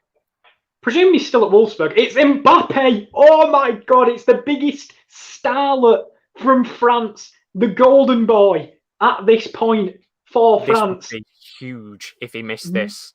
Not a great tournament by his standards. Not a great tournament at all. Come on, Jan Sommer. Come on, Jan Sommer. Come on. Mbappe steps up. Save! Save! Oh, he's done it! I can't believe it! Yes! Come on. We're through! Starlet has missed it! Yes! Even Sommer didn't know! He's done a David Marshall! Yes! Come on! I should have put fucking money on it! It's not a Switzerland flag, but I don't care! Yes! That will go down as one of the most incredible Euro 2020 victories of all time. They weren't given a chance, were they, Kieran? There was no one, there weren't many people out there, apart from Switzerland fans, that gave them a chance to win this. And the way that they stepped up to the spot, you might have sat there, Kieran, and said they were nervous, but every penalty was fantastic. Yeah, absolutely brilliant. Not the tournament he's wanted, Mbappe. He's not been great throughout the whole tournament. But Switzerland, they were counted out. They were put down. They were dismissed. The joke is on you. The world champions are out. And Switzerland are through. Come on. Unbelievable. Absolutely unbelievable. And Mbappe, he walks off the pitch in despair. The man who they thought and they believed was going to be the player to step up to the spot and count himself as a hero for France, misses it. It's a good save from Sommer. Brilliant performance from Switzerland. And that's why we fucking love the Euros, because this is now a completely wide open tournament for anyone to win. The favourites are gone. Portugal were favourites. They're out. The Dutch are out. There is going to be a potential new candidate to win this competition. And I'll tell you something. Don't get too excited yet, England fans. There's a long way to go. But Switzerland plays Spain in the next match. Kieran, they can't fear anything now, can they? My keeper. Rowan said it. My keeper. That's my keeper right there. Unbelievable. And honestly, as you said, interesting aspect to this game, the only two teams coming off so far 120 minutes. Two of them coming up against each other. Who will have the freshest squad? The depth is with Spain, but Switzerland coming off a giant killing in France. The odds for them to go through would have been so small. But Petkovic and the team of warriors are still in it. And I tell you what, spirit, unbelievable spirit from this Switzerland side. And here we go. And I thought, Josh, to be honest, my watch-along career might have been over for this tournament with Austria gone. But the team that had no hope, It lives on. It lives on. And it means, obviously, that game on Friday, the first match of the quarterfinals, is Switzerland against Spain. 5 o'clock kickoff even for that match. That's in Russia. So, obviously, there's going to be a bit of travelling to do for them. I don't think they'll care about that whatsoever. But unbelievable. France, as we said, the favourites to go all the way in this competition and win it, are out of the tournament. If you are on that left-hand side of the bracket now, you are looking and thinking to yourself, is this the time for one of Belgium, Italy, Switzerland, Spain to believe that they can get themselves a trophy? Because when you look at that left-hand side of the draw, Spain have had at least a decade now where they've been very quiet. Switzerland are starting to become a much improved side. Let's not forget, Nations League semi-final not too long ago. They're improving in the rankings. They're a better side than they probably have ever been in the last couple of years or so. Italy haven't had much history recently. Belgium haven't had any history of winning a tournament. This could be a chance for them. It's looking like we could have one of the most unexpected finals I think there's ever been in Euros history. There is both sides of the bracket where, yes, the left-hand side is tough, but they're all going to start believing that they can win it. The right-hand side of the bracket is the surprise side, where there are teams which probably didn't dare to believe they were ever going to make it out of the groups or the round of 16. That could be in the final. And I think with the way that things are looking, you have no idea who's going to be in that final come 11th of July. The door is open for any possibilities. Yeah, I completely agree with you, to be honest. At the end of a long season for a lot of these players, and I think they mentioned it earlier, you'd expect people to feel laboured and feel, a little bit exhausted. But tonight and the game before, so much, you can see how much it means to these teams. And I tell you what, you're right. One side, you've got Belgium, Italy, Spain, Switzerland, the powerhouses. But Switzerland have knocked out the world champions. There's nothing to fear. On the right-hand side, we won't get to it yet because we've got tomorrow to come. But as you say, this is wide open. This is a tournament that we wondered at the start. A lot of good, not too much great. They must have saved all the great for one night. They must have. And I mean, I obviously I don't want to hype it up too much, but I think this is on course to potentially, and probably is now, the most unpredictable Euros, either for a long time or ever, because there is now no clear favourite, at the very least, to go on and win this. I think the bookies will probably put Belgium and Italy as the two standout candidates to go on and win this. But apart from that, it's anyone's ball game to who wins this. And I think tomorrow, there is now even more of an emphasis on England and Germany to go out there and put a performance in, because I've got to say, that side of the draw, we said it before, that side of the draw is already opening up to be an interesting one for which teams go through. But they are the only two top 10 sides that are in that side of the bracket that you would expect to go all the way.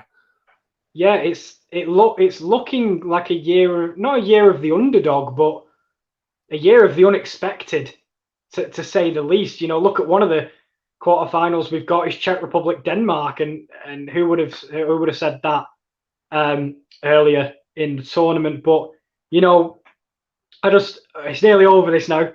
But as Carl said, I will sleep brilliantly tonight. I'm so happy for this team. And I will say, Josh, I don't want to dig at Wales. Chris Gunter came down and moaned about how far they travelled. Switzerland have racked up the most miles in this tournament in terms of places travelled to.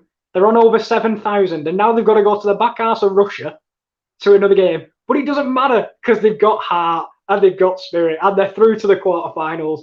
How long will this last? I don't know, but I don't care.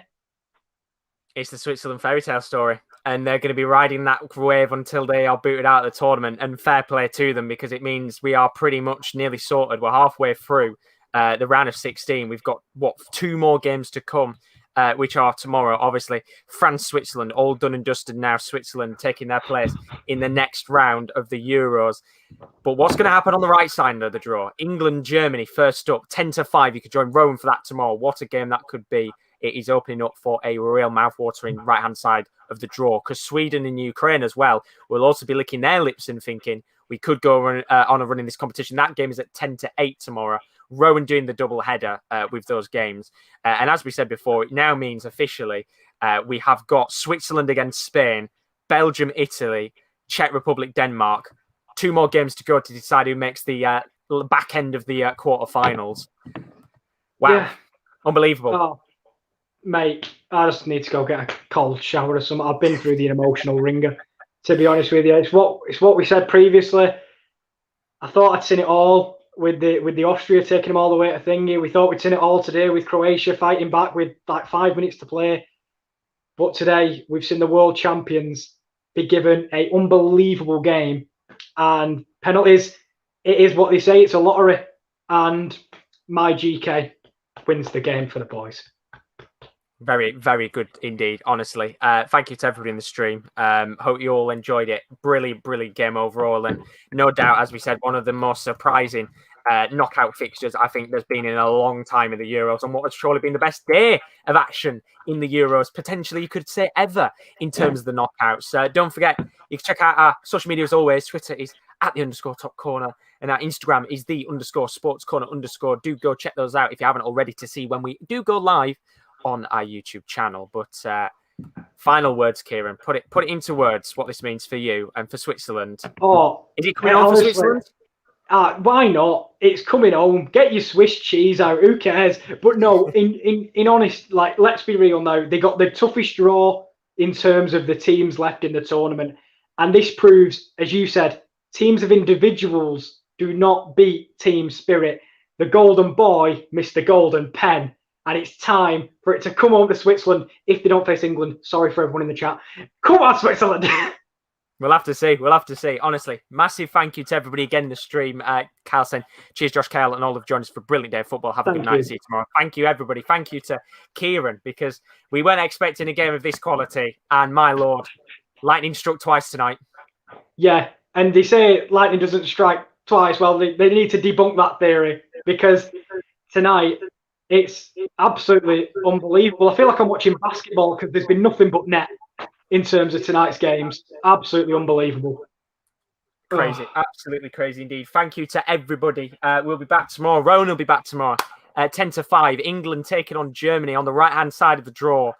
Surely there's no more drama to come. We'll have to see. But for now, leave a like if you are new to the channel as always for more content we've got coming up of the Euros. But for now, have a fantastic morning, evening, afternoon, wherever you are. And the Swiss go rolling on. See you later.